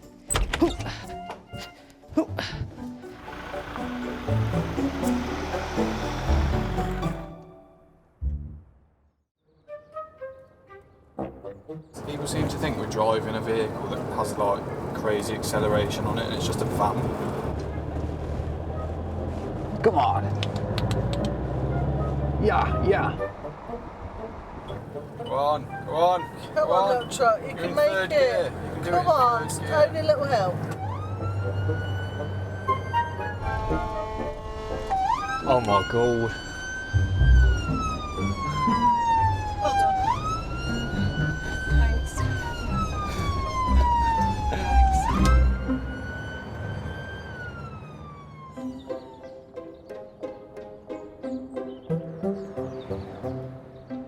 It's a roasting hot summer's day in Dudley, with temperatures reaching 30 degrees. Paramedics Stuart Ayres and Craig Baker are looking forward to the end of their shift. Anything planned for later, Stu? No. I'm going to Fat Club. Before they joined the ambulance service, Stuart worked as a barman and Craig was a builder. I've got to tidy all my garden. I've got to finish my man shed off. It's got a working fireplace and everything in it. Really? No way. I've got to put all the electrics in. The wiring's already routed down there. But yeah, it's got a chimney, fireplace. I love it. Oh, hello. They've just been alerted to their next call out. So what are we going to, Craig? So it's an allergic reaction to penicillin. And see young Emily. Hiya. Their patient is 34-year-old Emily. She's home alone, looking after her children aged between 3 and 6 years old. Oh, he's got a stick and he's not afraid to use it. Hello. Yesterday, Emily went to the GP and was put on antibiotics. You enjoying your summer holidays? Yeah. Yeah. Okay, mate. Mummy enjoying your summer holidays? Do you want to tell us what's going on? I was started on penicillin Yeah. yesterday morning, Okay. and last night I couldn't stop coughing all night and wheezing. Yeah. And today I just feel even worse. Okay. So is your face normally as red as that? No, because you're quite red across the top of your brow. Yeah, if I take this off, I start shivering though. No, that's fine. You're quite warm to touch. Your heart rate feels quite fast off your pulse, to be fair. Difficulty breathing, together with a rash on her face, could mean Emily's having an allergic reaction to the antibiotics she's been taking. Hello, young man.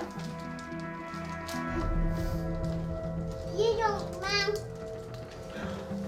I am a man, you are right. And Tonsillitis. tonsillitis. So you've already got an airway compromise anyway. You make for me. Okay, bob your tongue out. Say ah. Okay. The crew need to work out quickly if Emily's breathing difficulties are down to the fact that she has swollen tonsils or if she's having an allergic reaction to penicillin, which is far more dangerous. And how many tablets have you taken so far? 12. 12 of them. 2 tablets 4 times a day. Mum, why have you got that on? What are you doing? Which? I'm just getting the details up so I can know everything about your mum. Tells me everything I need to know. Me. No, your mum. My mum. Yes, your mum. What are them for? Have a look at Mummy's heart. Have a look. If we're gonna, just in the first instance, if we're gonna pop you up to the hospital, what's happening with kiddies? I don't know, I've got no family nearby. Oh dear. Any friends that could just... The only thing I can do is ask the dad to come and have him, but he's got to come from West Brom. Okay. Get him here as soon as possible, because if we do have to take you to hospital, obviously we can't take the kiddies. Emily was quite sort of busy, had her hands full. She got young children running around. They were quite lively as well. An allergic reaction to penicillin can be really serious. While we were assessing, we were trying to establish whether it was absolutely necessary to take her to hospital or whether we could safely discharge her at sea, at home, because she got so much on her plate with the children. Just gonna pop this in your ear, Emily. I'll find my mum or something. You know your normal temperature is like between 36.5, 37. Your temperature's 39.2, all right? So by putting your bed gown on, you're actually insulating yourself, and your body's way of cooling down is by shivering. No. Having a temperature as high as that can make you feel absolutely lousy. I'm gonna report. Do you still feel wheezing now, Emily? Yeah. Not as much as I have been. Just lean back for me. That's it. Perfect. Nice, good breath in.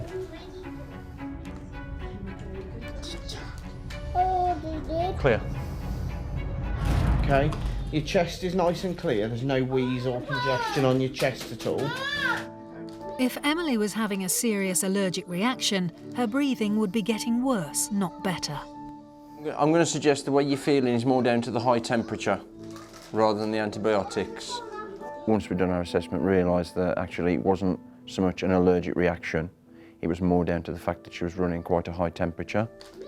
We don't want to take people to A&E if we can help it, but if you can treat somebody in their home environment, that's far better.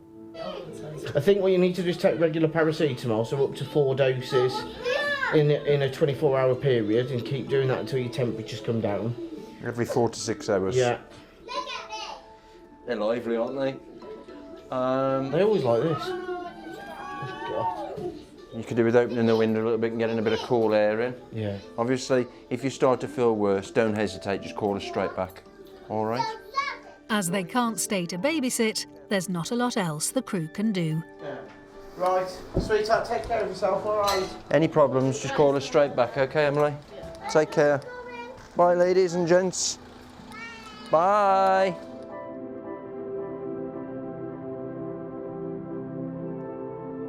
You assess a job twice, don't you?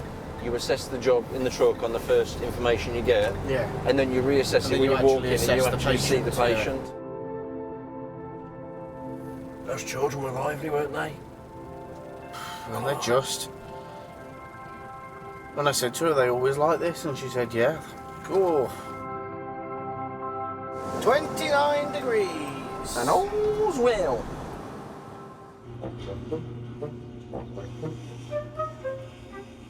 What is the difference between a hippo and a Zippo? Go on. One's quite heavy, the other's a little lighter. Do quite like it though, do quite like it. Not as good as the magic tractor, is it? The magic tractor. Turned into a field.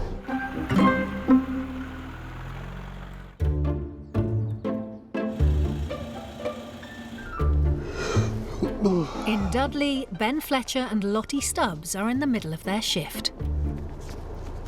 Oh God, I'm gonna sneeze. Oh, maybe not. Maybe it's a shiver. What was that? Was that a sneeze? There was going to be a sneeze, but I had a shiver. He just cancelled it out.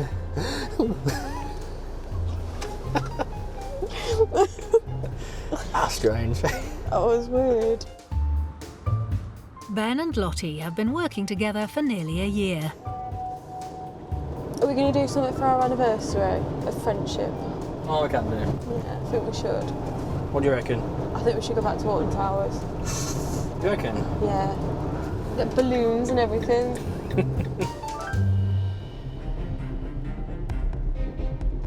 The pair get information through from control about their next patient. Oh, what we got? We've got an unknown male, adult, and he's outside, and he's developed a pain in his leg. Oh dear. He's outside. Sudden pain and swelling. To the entire leg. 999 mode activated. On the journey, they find out more about their patient. Recently been into hospital for a blood clot in their leg. States they also have an abscess on their knee. Oh, there we go. They've been called to a roadside location where the patient stopped to call for an ambulance. Oh.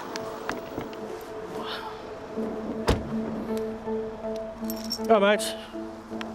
What's your name? Stephen. I'm Ben, mate. That's Lottie. What's going on, Stephen, Paul? I've recently had a blood clot in my leg. I've just walked up the shop and just got really painful. Whereabouts is the pain? All the back of your leg? Right. And it's just come up in the last couple of days. Okay, mate. Do you think we'll be able to have a walk and jump on the back of a truck? A bit more private there, isn't it? 27-year-old Stephen was walking to his local chemist to pick up his prescription when the pain in his leg became unbearable. Is it your first clot or are you quite prone to him? I had one in the upper leg. You had one in the other leg as well? Back, yeah. Right. Want to bring your bum back there for me, mate? I'll bring this up. Do you want to swing your legs up? So I missed your history. Did you say you were prone to having DVTs? Yeah. DVT, deep vein thrombosis, is a blood clot that often develops in the leg. How long has it been swollen for? It hasn't been this, it's only swollen up in the last couple of hours. Walking around? Yeah, I come out the house about 8:45. Okay. I sat down for a bit and the pain just wouldn't go. So then I phoned the ambulance. Quick checks on you, okay? Do you have any other medical history? I don't know. No. Been some antibiotics last week. What's that for? From what? You had an abscess or something? Just through the swelling in my leg. Okay. Are you finished them now though? Yeah, last week and you go down. But then this come off. Not so long back, this lump here. It's quite painful, that is. Stephen was in quite a lot of discomfort and his leg was quite swollen and warm to touch. He was still recovering from a previous blood clot which he'd got 4 weeks ago. The danger with blood clots is part of it can break away and that's called an embolism and that can travel back up and go into the heart or the lung or the brain and that's what causes a stroke, heart attack or a PE, which is in your lung. How bad's the pain in this leg at the moment? About 7 out of 10. 7? Just throbbing, burning as well. Quite a bit of swelling around your ankle as well. How many DVTs have you had? I had one in this leg and then just this leg. Are they ever dislodged and gone up? No, they normally caught them in time. Alright then, let's just squeeze past you. DVT is typically seen in people over 40. Stephen is only 27. The condition can happen in younger people and often reoccurs after the first onset. That's our quick feel as well, is that alright? So it was quite warm to touch. It's got pitting round his ankle. Okay. Have you told your doctor about your leg swelling? And what's he said? Has he arranged anything for it? Yeah, I've got another check-up for a couple of weeks' time, I think. A couple of weeks. Did he arrange any sort of district nurses to see you? Any Clexane, nothing like that? Clexane injections every day. Stephen is already on anticoagulant medication, which will work to break up any potential new clots. Lottie needs to decide if he needs to be taken in or if he can go home to rest. The main thing is this pain at the moment. You've got active treatment for your DVT. You've just had a recent course of antibiotics for that abscess, but it's not going away, so it's probably going to be another set of antibiotics. All your numbers are fine, so I couldn't see any reason to drag you up the A&E, to be honest. I think it'd be a waste of time, essentially, because you've got everything in place already. So my advice would be contact your doctor about that abscess. Okay. As long as you've got your active treatment, you don't suddenly start getting any shortness of breath, any pains in your chest, stuff like that, that's what you need to call an ambulance for. All right, especially obviously with this, that'll be the concern, and then a trip to hospital. But for now, you seem very well in yourself, essentially. Did you say you only live at the bottom of the road? Yeah. Do you want to lift up back there? Yeah. Yeah, we'll do that for you. Save you walking, because obviously it is very swollen. With Lottie and Ben providing an excellent taxi service, they're happy for Stephen to go home, with strict instructions to go back to his GP. It's all right, mate. Take care. Take it nice and steady. Obviously, don't walk too much. Okay, Madge. Okay, thank you. All right, nice to meet you. All the All the best. best. He just walked too far, didn't he, and panicked a little bit. Yeah, I think he just needs to get some rest for a few days and try not to overexert himself. He's already been treated for a DVT, so... Yeah, he just needs to carry on with his medication.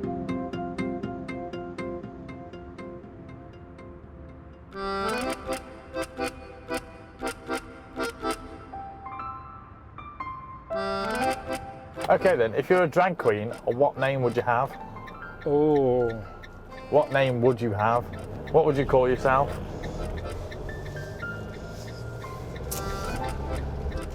Sheila Blige. Sheila Blige. Oh, that's clever. Sheila Blige.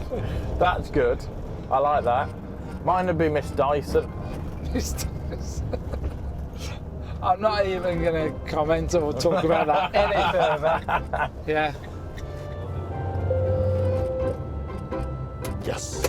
Stand down. You would never worked there when it had the stand down message, would you? Stand down. I think it still does sometimes. The stand down man is like the sexy 999 woman.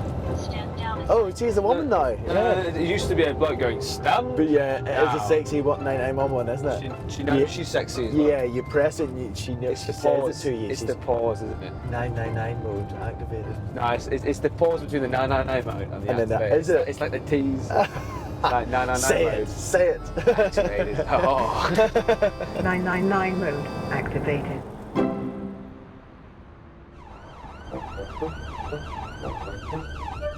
Ambulance technician Nick Griffiths and paramedic Adam Alcock are en route to a Category 3 call-out in Burton-on-Trent. A Cat 3 call is usually uncomplicated, but still needs an urgent response. Their patient lives 30 miles from their base in Stoke, and they're travelling there on blue lights. Bloody siren, they're doing my head. So a lot of the time I can switch off from them, and it's like, I think that's just because of having kids. What, switch off with your kids screaming? Yeah. 22-year-old Adam doesn't have any children. Nick has 4. Bailey, my youngest, is like, Mum, Mum, Mum, Mum. Don't hear it. Mum. The pair finally arrive at their patient's house. I'll go in forwards and then... Yeah, it'd be easy to just back it out, like, just watch this tree on the top of because that's a very low Let's tree. leave it there, eh, before we start making any scratches. Hiya, sweets. I'm sorry it's taken so. We've come from Stoke. They've come to see a 72-year-old woman who's fallen and hit her head. Her husband Colin called for help. Hiya, sweets. Hello. Oh, a lovely house you've got. What can we call you? Janet. Janet. Janet just so happens to live next door to a paramedic, Gary. He's been looking after her till the ambulance arrives. She's got up off the toilet and the minute she got up, the next thing she remembers is being on the floor. She's hit her head on the side of the door frame. Okay. She's complaining of hip pain, so the left hip. Okay. And she is on warfarin. Janet takes blood thinners as she has a known irregular heartbeat. She also has arthritis, which affects her mobility and balance. What's the last thing you remember then? I went to get up, and as I got up, I felt. Fab. Will we do your obs then? All right then, Janet. Yeah, okay, thank you very much. All right, you're welcome. All right. Sorry to call you again. No, don't worry about it. It's what the neighbours for. You can't call on me. Is your vision any different to normal? Blurred vision, tunnel vision? Oh, you have got quite a bruise, haven't you? Can we take a picture of your bruise with our tablet? You'll take a picture. Is that all right? We won't put it on Facebook, don't worry. Janet had had quite a substantial blow to her head, which created quite a significant bruise. It turned out she was on a blood thinner, which was warfarin. With a head injury, it can increase the risk of bleeding on the brain. Now, not all patients on warfarin banging their head are going to get a bleeding on the brain, but obviously it is something to consider. Can I take your glasses off? Is that all right? Just going to have a little feel around your eye socket, see if we've got any breakages or anything, any bony tenderness around there. Is that all right? Yes, of course it is. No pain there? No pain in your cheeks at all? Right, let's have a little feel of your hips. Is that all right? And Rats, is your pain? Is it like here? Is it painful when I press? Is it round here? Ah, right. So it's more your sort of back. Is that painful when I press there? Even though Janet didn't fall from a height, she's obviously come down with some force. Nick needs to know if she lost consciousness at any point. Could you remember hitting the door frame? And could you remember, was there any fuzziness? Can you remember sort of hitting the floor? Or did you sort of go out of it for a couple of seconds? I can't remember going out. I'm up. Ah, my head. Okay. It was a case of ouch. Yeah. The risk is, obviously, when you're being on thinners, the risk is bleeding. But obviously, because you've got a head injury, the risk is... I'm not saying you are bleeding, but that's the risk. The only way to know whether Janet has suffered any serious injury is to take her in for a scan. You need my hands. You know where I am. All right? Don't go again. Awesome. Anything changes, fall forward onto me. I'm a big cushion, so you can just bounce off me. All right? Come the ramp forwards. So, see where that crease is? Yeah. That's where I want your bottom. Okay. All right. There we go. Right, swing I can help you get legs up. Is that painful, is it? No, it's not. It's okay. Do you need anything else, Al? No, I should be all right. Cheers, Nick. Thank you very much, Nikki. She's not going anywhere. She's just driving. I'm driving. Hold on tight. Janet's husband, Colin, will drive separately to the hospital. You got to have a university degree to do all this now, don't you? I haven't got a degree.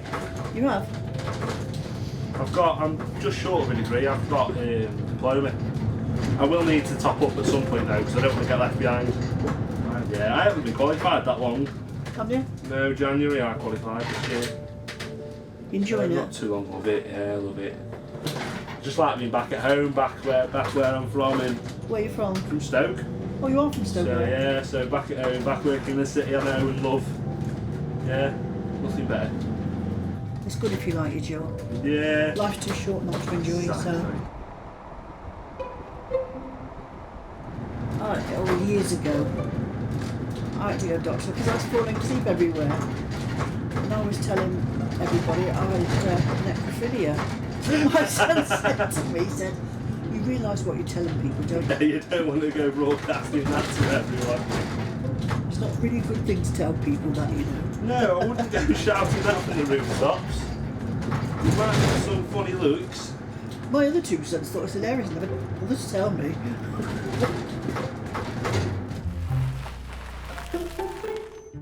Are we there? How was that? That was very good. Well done. Here, Janet will need an MRI scan to check that there's no internal bleeding. Doctors will also X-ray her hip to see if it's broken.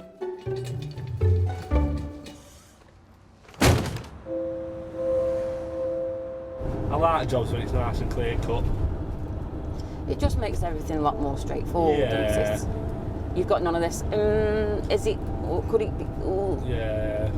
This is the reason you're going to hospital, this is the guideline. Yeah. Let's go. I mean, it's just the risk there with the warfarin, isn't it? Yeah.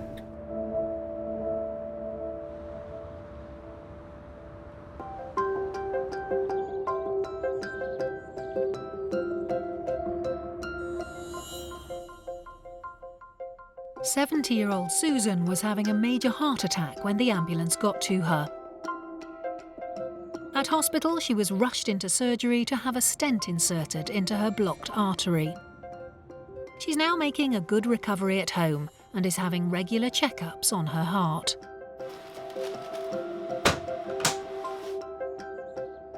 Ambulance crewmates Laura and Kerry were called out to see 94-year-old Pat, who was complaining of chest pains. They found nothing seriously wrong and diagnosed him with a chest infection, which was later treated with antibiotics. Emily, who was trying to look after her young children despite running a very high temperature, was not allergic to her antibiotics. Now her bout of tonsillitis has run its course, she's feeling much better. Stephen called for an ambulance as he was having severe pains in his leg. As he was already on medication for his deep vein thrombosis, he didn't need a trip to hospital. Stephen is still having a lot of problems with painful clots and continues to have daily injections to break them up. After falling at her home, 72-year-old Janet had badly bruised her head. At hospital, the MRI scan showed no sign of any bleed on her brain. She's now making a good recovery. I think I've had enough today, you know. Come on then, let's go home. Let's go home.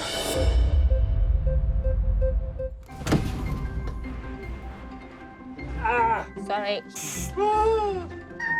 Oh, dearie me. Somebody's going to be looking after you. Thank you. We are back with the West Midlands Ambulance Service We've got a job. as the paramedics take us to the heart of the action once more. He's currently having a seizure in the back of the ambulance. We're going to be all right. We're going to be all right. Old friends are back on shift in Dudley. We see everything from life to death and everything in between. We do.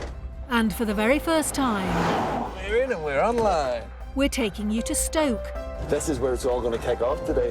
where new crews face fresh challenges Oh, you kidding me? Oh, they're going to be horrible. and experience heart-pounding action. Grab the kit, grab the kit. Body-mounted cameras record every moment. What's that? Showing you what goes on behind closed doors. Still struggling quite a bit, aren't you? Well done, you. Don't shoot me. I'll try not to. This is a paramedic's eye view of life on the road as they battle over 4,000 calls each day.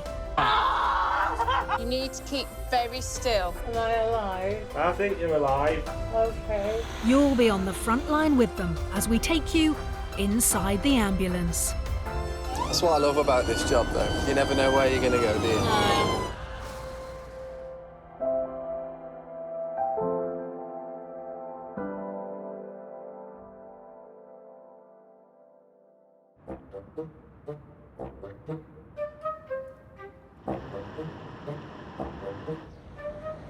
My dog hates people, hates everybody. Very weird. I think my dog just hates the world. It's the world. Hates the world. What's the most unusual animal you've ever seen in a patient's house?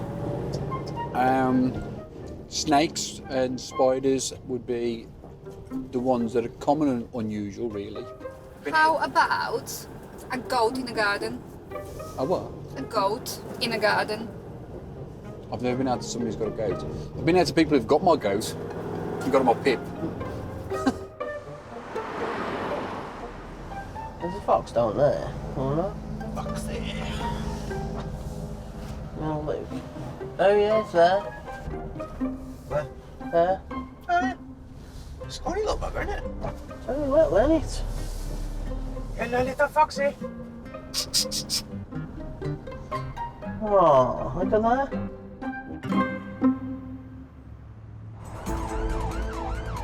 It's 9:30 in the morning. Paramedic Gaz Clark and technician Lee Timbrell have been called to a patient who's apparently been hit by a truck.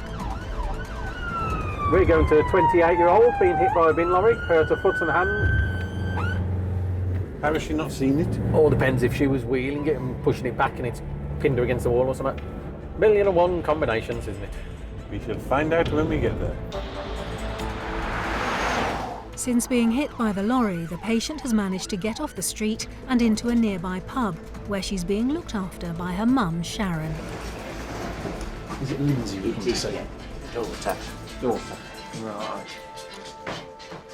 What's happened? As I was walking like over, the lorry didn't see me and I seen the lorry, and it just happened so quickly I can't even remember what I did, but according to them I'd actually bounced off like by the wheel. I'd gone over my front to the lorry. It was like one of them council dustbin ones or recycling one. So how do you feel at the moment? Really bad, pain. Right. As in where? What? All my foot. Right. Yeah. And about your arm? Just hurt all. Just all around there. What we aim to do is we need to get you on the back of the ambulance so we can have a look, we can take your boot off and everything and see what's going on. Yeah. So have you vomited at all this morning? Have you had... Lindsay and her mum are both care assistants. On a rare day off together, they'd arranged to have breakfast, along with a couple of friends. What's that for me? Could do with a lie down. Before moving her onto the ambulance, Lee wants to reduce the pain of Lindsay's injured foot. Have you ever had gas and air before? Yeah, I know I was a driver. Right. So you've had this before, hold it yourself, nice deep seal, breathe in, hear that hissing sound. That's it. What we're going to need to do is get you onto the stretcher. Oh God, yes. Given that Lindsay had made contact with a very large vehicle, to come away with just an injury to her foot, she was incredibly lucky. It was important where Lindsay was inside a public place to get her into the security at the back of the ambulance. That way we could remain dignity while we actually removed the footwear and inspected the injuries. How are you feeling now? So, now we're outside. Admit it, there wasn't a bin lorry. You got overexcited and jumped in the soft play area, didn't you? It wasn't as deep in the ball pit as you thought. I must pre-warn you, That's where you're meant to these sit. boots stink. Don't matter. Because I've been waiting that. We're literally just going to move a couple of yards up the road and just turn left so we're off where the crossing is. The last thing I want to do is cause another accident. When it happened, Yeah. I got up and I kind of like just stood there and told the people that was driving the lorry just to carry on, I was all right. The thing is, when something happens initially, a bit of shock, you don't really know what's happened. You don't know what injuries, you feel things a little bit after. Howdy, bud. PC Gavin has come to take a statement to decide who, if anyone, is responsible for the accident. Okay, if the officer steps in. Yeah. Step on Thank in. you very much. Did you get the bin lorry's details? To be fair, they did come back round to see if they could see her because they was in shock. It was just, it was really nobody's fault. It just happened. Did the lorry hit you or you walk in front of the lorry? I hit the side of the lorry like on the corner bit by the headlamp. Yeah. And then somehow I went by the wheel. A bin lorry's a professional driver, eh? It'll have a camera on, you see, those lorries do. So whether you've walked in the lorry or the lorry should have seen you, don't know. But there's a little bit of paperwork I need to do. Gaz wants to get a closer look at Lindsay's foot. After 10 minutes of gas and air, he's hoping she won't find it too painful. This is where you wish you'd put your best socks on. Yeah. My feet have gone all black. Right. Is this thing still on? Yep, keep sucking on that. Up we go, come on, that's it, nice deep breaths. Oh, I'm ready to have it off now. Okay. Put it in your mouth and suck it hard,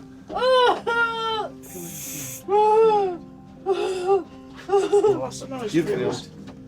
We're going to need to take you to hospital. You're going to probably need that x-ray. What do you think she's done? I think that it looks like the wheel's gone over the top. Yeah. It's going to be swollen up and painful for quite a few days, and if you have broken anything, normally it's not operation-wise, it's normally just plastic cast-wise. Sorry, best case scenario, you're looking at soft tissue damage. Worst case scenario, you're looking at fracture. In a nutshell. Time off work then. On first examining her foot, there was actually tread marks across the top of it. I would have thought there might have been broken bones, so a trip to hospital was definitely necessary. PC Gavin has completed his statement from Lindsay. I'll have to speak with the driver. The book then gets sent off to the central road traffic office. We don't have nothing to do with it. They'll decide what they're going to do with the driver. No. Yeah, that's fine. No problem. Thank you.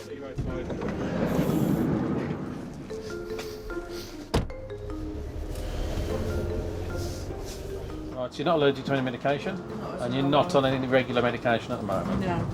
And fit as a fiddle. That's a button I'm going to come to, past medical history. That there normally fit is one we very, very, very, very rarely use. Okay, it just isn't. You know yourselves in the jobs that you do being carers, don't you? Yeah. It's a short drive to the hospital. Yeah, just pulling in now. It's really sad I can recognise the rocks and bumps in the road. It really is. Doesn't matter which way I'm facing, just recognise it.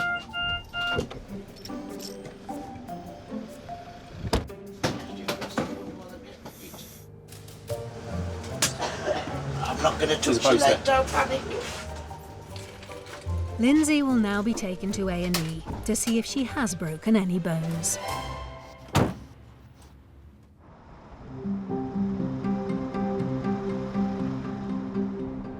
Well, our young lady was a bit unlucky, wasn't she?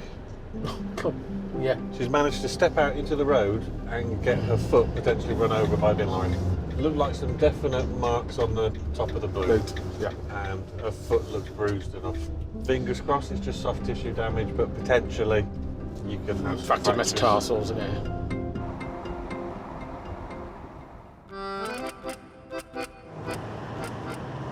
Me and my other half at home, like when we say like, oh, let's go to bed, right? Get a bottle of water out in the fridge or whatever to go to bed, because you have to have something there during the night, just in case. Yeah. You wake up with like a mouth full of cobwebs or something like that.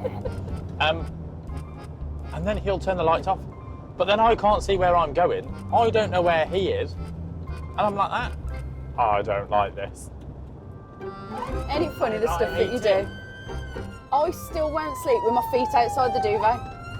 I have to have mine tucked in. Yeah, because I still think there's monsters under the bed that are going to grab it. Yeah, yeah. Do you know what my other half does when I'm on night?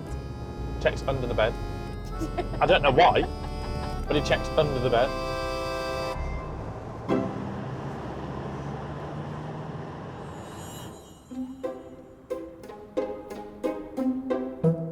In Dudley, Keith Charo and Jamie Busby have just begun their shift. Good morning, thank you. With City Case number 630, it's Mary Hill. I don't know if you're aware of this lady. Yeah, Rosie, thank you, mate. I've met Mary many a time, and I've seen the good and the bad of Mary. So we'll see what mood she's in today. Mary is one of several patients affectionately known as frequent flyers. In his 3 years with the West Midlands Ambulance Service, Jamie has often visited her. I've not been out to her for a week or so. About 3 weeks for me. Keith has been with the service for 10 years. Plenty of time to know the regular patients well. We do, in the main, end up building quite a good rapport with them. A bit of banter. Yeah.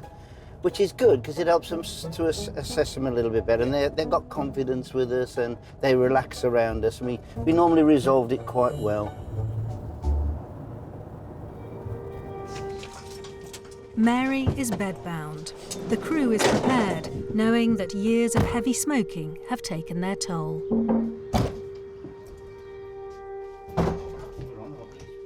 Hello, Mary. Hello, love. Can you help me breathe? Hang on, darling. Hello, Mary. Hello, my sweet. How are you? Mary suffers from emphysema. Her breathing difficulties go back years. I haven't seen him for a long time. God bless you, darling. How are we, Flower? Nice to see you. I know. You look very well. You've got your nebulizers back? Yeah. Yeah? Progress. Are you all right? Not too bad yourself? I'm not too bad. You burnt your table, Mary. Can I just what are you doing? Can I just move this table a little bit here, Mary? Would that be okay, my darling? Just so we can come and have a chat. Help yourself to sweeties, are they? All right, okay. There's chocolates under those. So what are you going to be doing then? Well, what we normally do. We'll check you over. Nice and gentle. As always. How have we been the last couple of weeks? I would say much the same. Comfortable. Can I put this on your finger, Mary? I know you know, but we still ask, don't we? Yeah. Here we go, my sweet. The crew always carry out basic checks, even though today there appears not much wrong. Let's have a look. Everyone's looking tickety-boo. Can I have a listen to your chest? That's fine. That's the best I've heard your chest for a while. Is it? Yeah. Good. Those nebulizers are working, aren't they? Yes. But I have cut down a lot in my smoking. Have you? Oh. Or is it the Murray mints? Murray mints, too good for hurry mints. Sorry, Jamie. Completely over my head. With regular patients such as Mary, it's still important to do the observations and check them over medically to make sure that they are well, in case it's that one time that they are genuinely unwell. I was glad to hear that she was starting to cut back on the cigarettes. However, I was concerned that she'd got singe marks on the duvet and quite a large burn mark on her bedside table. The carer's notes provide more information. It was this morning that you set fire to your table. Me? That's what it says here. I never set fire to the bloody... That's what the carers have said. Oh, I think no. It says here, Mary had set fire to table and burnt her bed sheets. To be fair, I'm not saying you've done it today, but that does look quite fresh, Mary. There we go. What's that? Your table. The burn? The burn marks on your table. I did that today. Today? Yes. Yeah, it was a little bit, untidy. You're lucky, because if that had gone up, you couldn't get anywhere, could you? It's true. Mary lost a leg 4 years ago after developing gangrene and is reliant on carers and her husband Paul for what little mobility she has. Does your smoke alarm work? I'm just going to check, because obviously Mary's caught a table this morning and it's burnt a table, and you'd have thought it would have gone off. Why didn't it go off? There we go. I have no idea. And obviously my only concern, Mary, is obviously the fact that you're stuck in bed. If that had have gone up or caught the bed sheets, you'd have been in a spot of bother, wouldn't you? It's extremely difficult to set fire to that bedding, even though there's an hole in the bottom sheet. But it's not so much the bedding, it's those nice fleecy pyjamas. Should we all agree not to try? Like, so if they caught an ember, all they'd do, they wouldn't burn. Yeah. They'd turn into like a molten plastic and stick to the skin, and it'd be... That would be... So Mary, what I want to do is to make sure that you're as safe as can be as such, is there's what's called the safe and well referral line to the fire service. And what it would be is I'd pass your details on and explain what's happened this morning with your table, etc. What they'd do is they'd send one of their community safety team out. They'd come and have a chat with you. And what they'd do is they'd look at, or they'd see if there's any other ways to make you as safe as possible. So it's free. As long as they're not going to come in here and say, you must give up smoking. No, that's not what they do. What they're here to do is to try and make you as safe as possible in your house. Mary is a classic case of a non-medical patient that we go to quite regularly. She was, as a whole, relatively medically well, but that wouldn't carry on if she kept smoking in bed with no fire alarms. She was putting herself at risk. She wasn't overly happy with the fire safety teams coming out to see her, but we felt it necessary and quite important, so we got them involved. Bye then. See you soon. Having left Mary tucked up in bed, safely for now, the crew have one more task to carry out. Good morning. Good morning there. My name's Jamie Busby. I'm a paramedic with West Midlands Ambulance Service. I was hoping to be able to make a safe and well referral, please.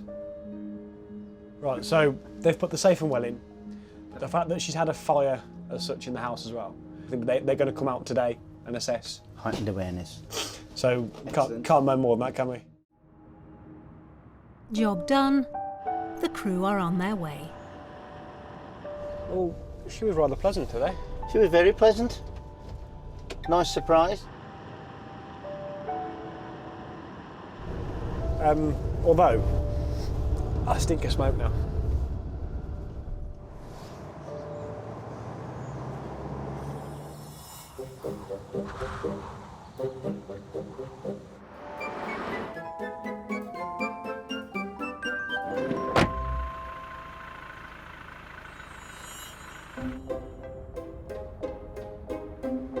In Stoke-on-Trent, Dino Gould and Dave Trotter have just finished their lunch break and are back out on the road. How was your butties? Quite nice, to be fair. What did you have with it? Chicken wings? Couple of chicken drumsticks. Chicken drumsticks. Former jeweller Dino has been a student paramedic for just over a year. Very synchronised yawn. Dave is a clinical team mentor and has recently become a granddad for the first time. Yeah, don't go to sleep. No, try my best. You can't. Try my best not to. They've just been alerted to their next job. Yeah, part medical centre patient there. Oh, an 18-month-old little boy who's query sepsis. Roger, thank you. The call has come in from a medical centre. Staff raised the alarm as soon as they saw their young patient. Sepsis can be extremely dangerous, especially in children. You have reached your destination. I'll do, mate. The patient's mother, Ruth, is waiting outside, ready to bring baby Elijah straight on board. Ruth brought her 21-month-old son to the doctor just half an hour ago. On examining him, they called 999. Oh, dear. Worried he might have a life-threatening infection.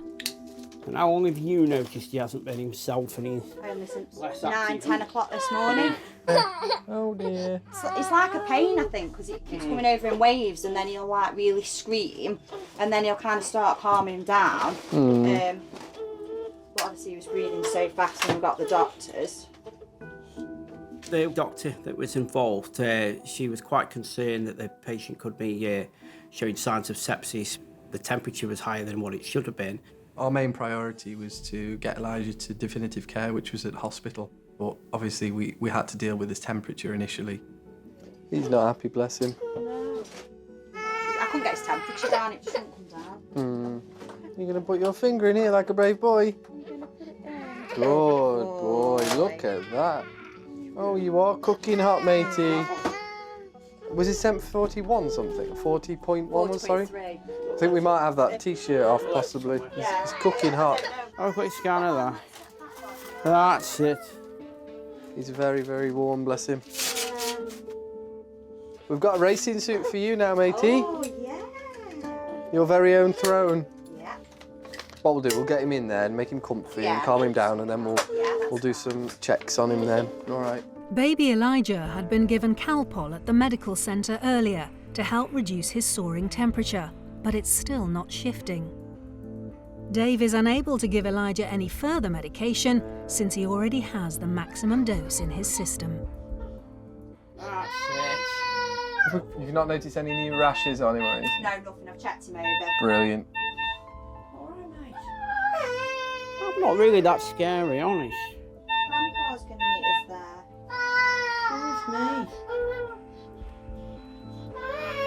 Who's me? 39.5, so it's still too high. We'll get him in, Mum. Yeah. Get him checked out. Yeah, thank you. See you on the other side. Indeed. Dave wants to make the ambulance as calm and relaxing for baby Elijah as he can. So some mood lighting. He's been at my mum and dad's. They tried to give him a bit of breakfast, he wouldn't have any. I tried to give him a gingerbread man, and they just... I thought when you knew he really wasn't well when you declined the gingerbread man. I did get to the point where I thought, you love a gingerbread. Yeah. Well, it was the point that he was holding the gingerbread man, but he was sobbing into it at the same time, so... Did it go soggy then? Yeah, didn't it? Elijah's been in an ambulance before, as he recently had pneumonia. On top of that, Mum Ruth has had her own share of health problems. Okay, just try and get in touch with Daddy. It worked. Yeah, I had loads of days off because I've just been in hospital. All right. I had surgery 10 days ago. But that's our life. It's always a bit chaotic, isn't it? You all right? I know you're putting a brave face on, but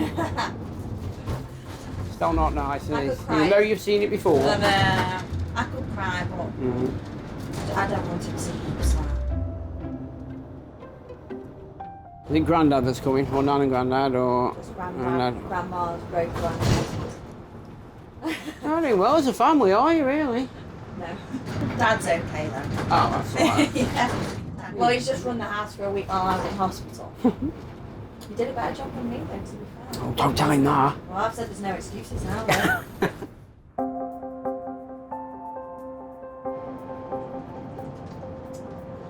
Oh, a very grateful heart.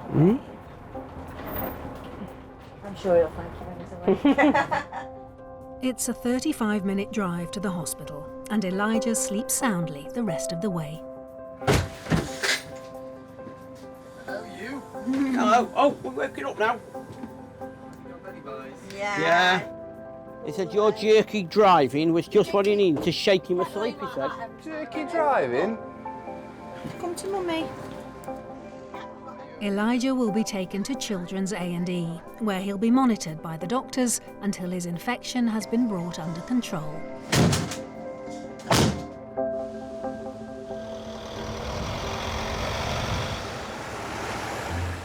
As a family, Mum was saying that they'd been through quite a bit, and Nan broke her ankle, and that's why she wasn't coming to the hospital. She's recently had an operation for whatever reason, and the young lad's been unwell earlier in the year. One thing after another with somebody in the family that they keep picking up to, which isn't nice. No, mustn't be. I hope they get back on the tracks and get some normality, really.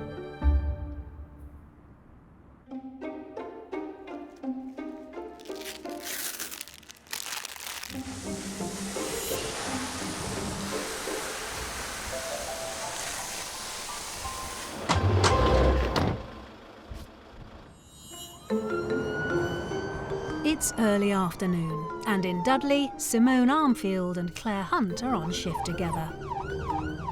Simone has been a qualified paramedic for 15 years. Trainee Claire is due to complete her training next month. Have you ever had that moment when you've been outside and you've tripped up or you fell over and you hope no one sees and you quickly jump up? I did not long ago. Somebody shouted me and I'd got some bags. I fell over, I could feel myself going, went to put my hands out, and I had 2 bottles of wine in my bag, and all I was thinking was, oh my gosh, my wine! Already on their way to a job, they're diverted to another. 57. 57, thanks guys. We've had to divert you to speak to case number 1425. We have got an 89-year-old female who apparently has had a fall last night. That's all received. Thank you. We're mobile on that case.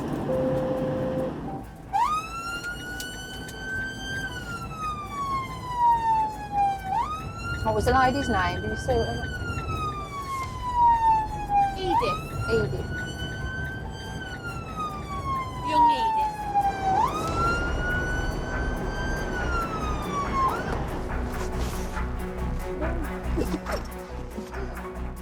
89-year-old Edith is cared for by her son Andrew, who lives nearby. Hello, you okay? He called for an ambulance when he popped in to check on his mum and found her on the floor. Where are we going? Hello, is it Edith? Hello, Edith. Hello, Edith. How are you feeling? Right. Are you son, are you? Could you tell us what's going on? She fell out of bed. She said she fell out in the night. I come in to check on her and she was on the floor. Okay. She's had no water or food. Oh, was she been on the floor since last night? Yes. So all night she's been on the floor? Has she not got Have you got any pain anywhere? I don't know what's the matter with my wrist. She looks a bit red. Let's have a look. Let's have a look. Turn it over. Turn it over, Edith. Is that from your arthritis? Because you've got one there as well, haven't you? Oh, yeah. Can you move your wrist, Edith? Oh dear. Did you break that one? Have you broken that one, you said? Yeah. Is it all right if I just do your blood pressure and things? Is that all right? We didn't know how long Edith had been on the floor for, and if she'd been on the floor for a good few hours, it could have frightened Edith. We don't know if that was linked to her confusion or a disorientation. When we first went into Edith, because we knew she'd had a fall, our initial thing was obviously to see if there was any injuries, no bruises, no swellings. I want to go home. You want to go home? You are at home, Edith. I want to go to bed. You want to go to bed? Is she normally like this tired? The way she spends a lot of time in bed. Oh, does she? Yeah. You've hurt your knee? Does she normally complain the way she's complaining now? So this is normal for her now. Do you want us to try and sit up a bit? Yeah. Because she look a bit comfortable. Do you want us to try and just... We'll try and sit her up, Claire, just to see. Edith, sit up for us. That's it, and Sorry, right. a little back at you. She slides herself down. Yeah, there's no bruising. Nothing there. No bruising in your head. No, nothing. Edith, push your bottom back. 1, 2, 3. Push your bottom back. Oh, brilliant. Is that any better? Is that all right? We couldn't see anything externally, we couldn't see any bruising, any swelling, she could move, but obviously with the other things going on and her age and living on her own, she needed a check-up at a hospital and to get some bloods done. Edith, we need to get you onto this chair. Do you want to hold onto my elbow and lean on me? Okay. Lean on me as well. That's it, you're doing everything. Well done. There you go. There you go, Edith. This is right here. All the way back. I'm just going to lock up, make sure everything's off, and then come straight up to you, Mum, alright? Okie doke. Bye-bye. I'll see you in a bit. Have you lived here a long time, Edith? In your house that you know? Yeah, around about 30 years. Ah. Right, Edith, the last move, we just need to get you onto our stretcher. Okay. It's getting up. Here, lean on me. Is that song again? That's it, Edith. Swing your bottom round. Lovely. Put your bum... Oh, perfect. You can relax now, can't you? Somebody's going to be looking after you. All right. Thank you. No. All right. Oh, that's nice. Oh. You relax now. Look at that, Edith. Is that better? Has she had those paracetamol? Who's driving? No. Me? Oh. Hey, just strap you in. Hey. I'll leave you two girls together then. Okay. We'll pop to New Crop. Sorry, Edith, I'm going to lean over you. Don't drive crazy. Don't drive crazy. I'll go nice and steady. That's what she says, Edith. Make sure you're belted in. Do you trust her? Oh, I don't know. Do you trust her?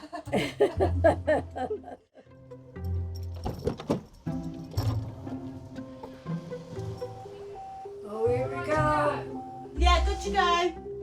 Here we go. Hold on tight. I would. Safely strapped into the bed in the ambulance, Edith is much more relaxed. Do you like your job? I do. I do. I enjoy my job. Yeah. It's different. We have obviously good days and bad days, and we have a right range of jobs. Oh, what you do? Oh, we do. Yes. What job did you used to do? In America. Oh, you worked in America. What did you do over there? I was the automatic electric. Was you? And what did your husband do for work? He was child. Oh, I came over here. He died over there. Okay, so you moved back here on your own with Andrew? Yeah. Oh, okay. It takes under 10 minutes to get to the hospital. Right, Edith. Wasn't too bad. No, wasn't too bad. Let's take all this off. Nothing. No, nothing, Edith. There I we only go. hit a couple people, that's all. Just nicked them. Oh,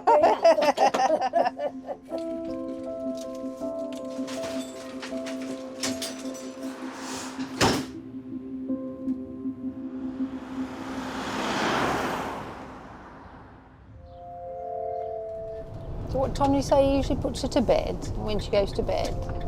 I don't know, I didn't catch that bit. But I know he said he found her at 11:30 this morning. But it could have been absolutely... Any time, it could have been 5 minutes after you put her to bed, or any time really. She doesn't know. And I think that's why you need a pendant, because it must have been horrible and scary being on there all night on her own. But he said he's going to order one. Nice old lady though, isn't she?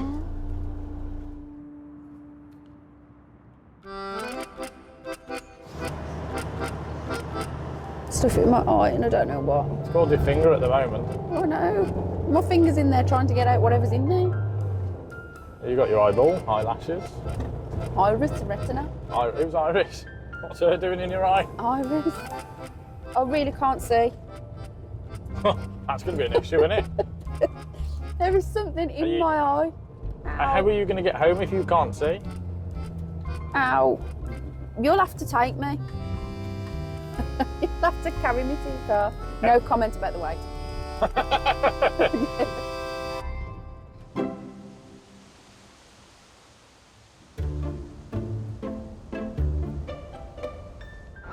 It's a blustery day in Dudley, where Ollie Raven and V Hodgkins have just started their shift. You know yesterday when I said that wind's a bit windy? Yes. I think that wind's a bit windier today. It does feel a bit windy. It's not an official storm though, is it, with a name? Because it was Storm Doris, wasn't it, last October? It was Storm Doris. Storm Doris. I've been to a few Dorises in this job that were a bit stormy. Stormy, yeah. Look a minute, look at this. The storm has put a bin in the road. How am I going to Recycling, be careful, be careful. navigate that? Well done. That was close. Start of the shift. First job is category 3, 63-year-old male. He feels that his ankle has come out of joint. Yeah. He can walk, but foot's gone white. Okay. He fell into his chair this morning. He's got pain in his groin when lifting his right leg. He's had a recent operation on his left hip. This all seems a bit weird, doesn't it? He went to hospital yesterday with pain in his left knee, and he says that his right leg looks white compared to the left one, and both feet are cold. So that sounds somewhat very complicated, doesn't it? Got a funny feeling this might not be all as it seems. I've been down this street before. I don't think it was for this man. I've been down this crescent before. Look. Blimey, the door almost went then. Did it?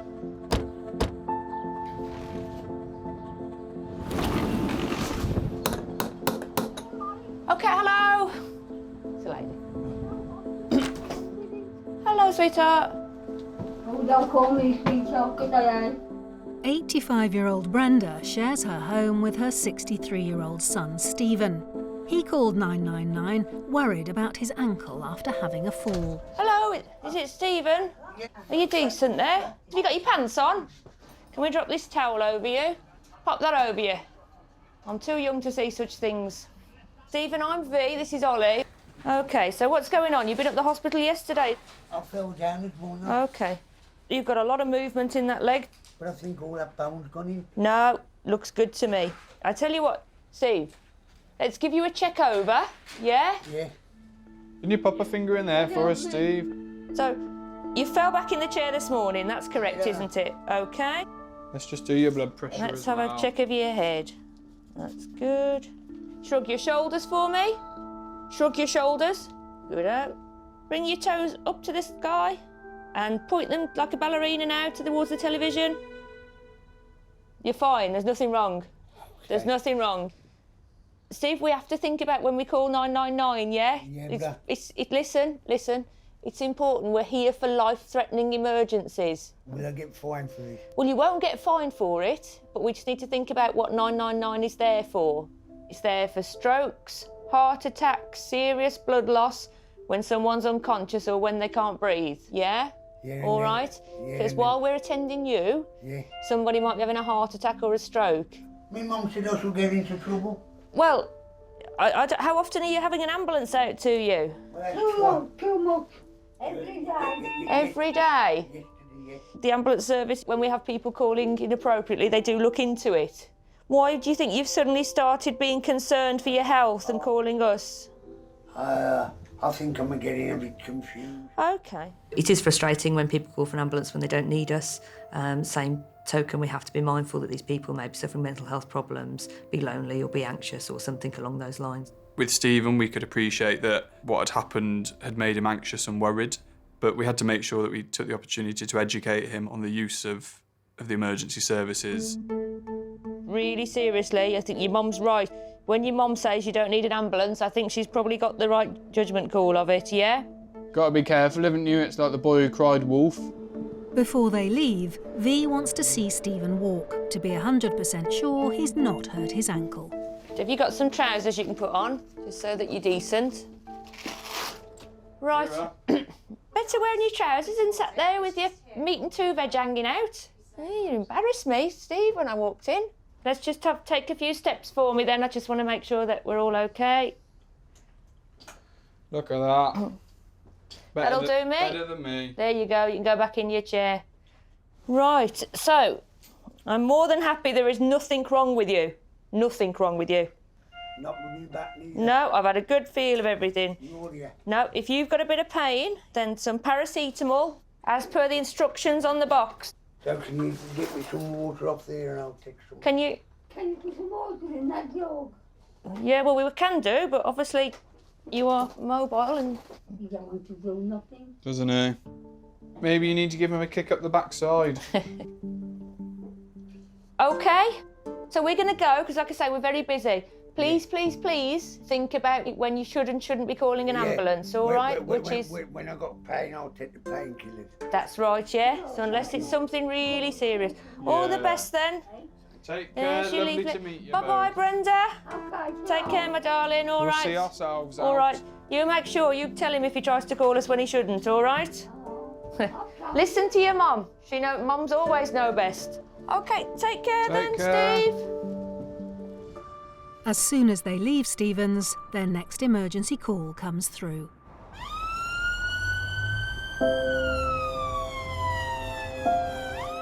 I think when we walked in, Brenda was sort of almost not pleased to see us, wasn't she? And sort of said, he doesn't need you, I've told him to stop calling. Yeah. Bit odd. So we met with the patient, moving his knees around. I mean, got almost doing the can-can. More flexibility than myself.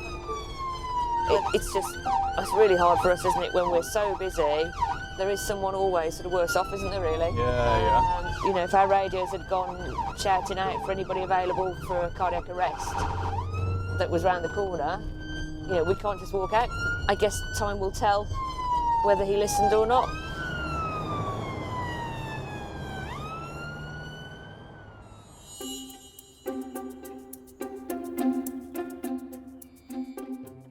Lindsay, who had her foot run over by a bin lorry, spent the afternoon in hospital. X-rays didn't initially show any fractures, but a return visit a few days later revealed she had chipped a bone. She continues to have physio to strengthen her foot.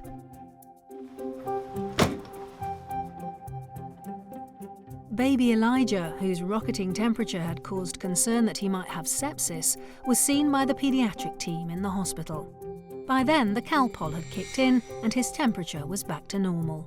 He was diagnosed with viral tonsillitis and discharged home to be looked after by his mum. 89-year-old Edith had become very confused after falling at home. In hospital, MRI and CT scans showed no sign of injury, but she was diagnosed with a urinary infection, which could well have caused her unsteadiness and confusion. She was treated with antibiotics and has had no further falls. Stephen, who had been calling for an ambulance every day, was left at home with no sign of injury or illness.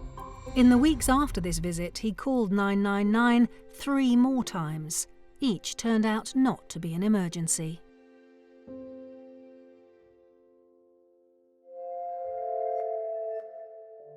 Mary, who regularly called on the ambulance service, had emphysema and breathing difficulties after many years of smoking. In the coming weeks, she had several more visits from the paramedics until sadly, 2 months on, her condition worsened. She declined to go to hospital and passed away at home.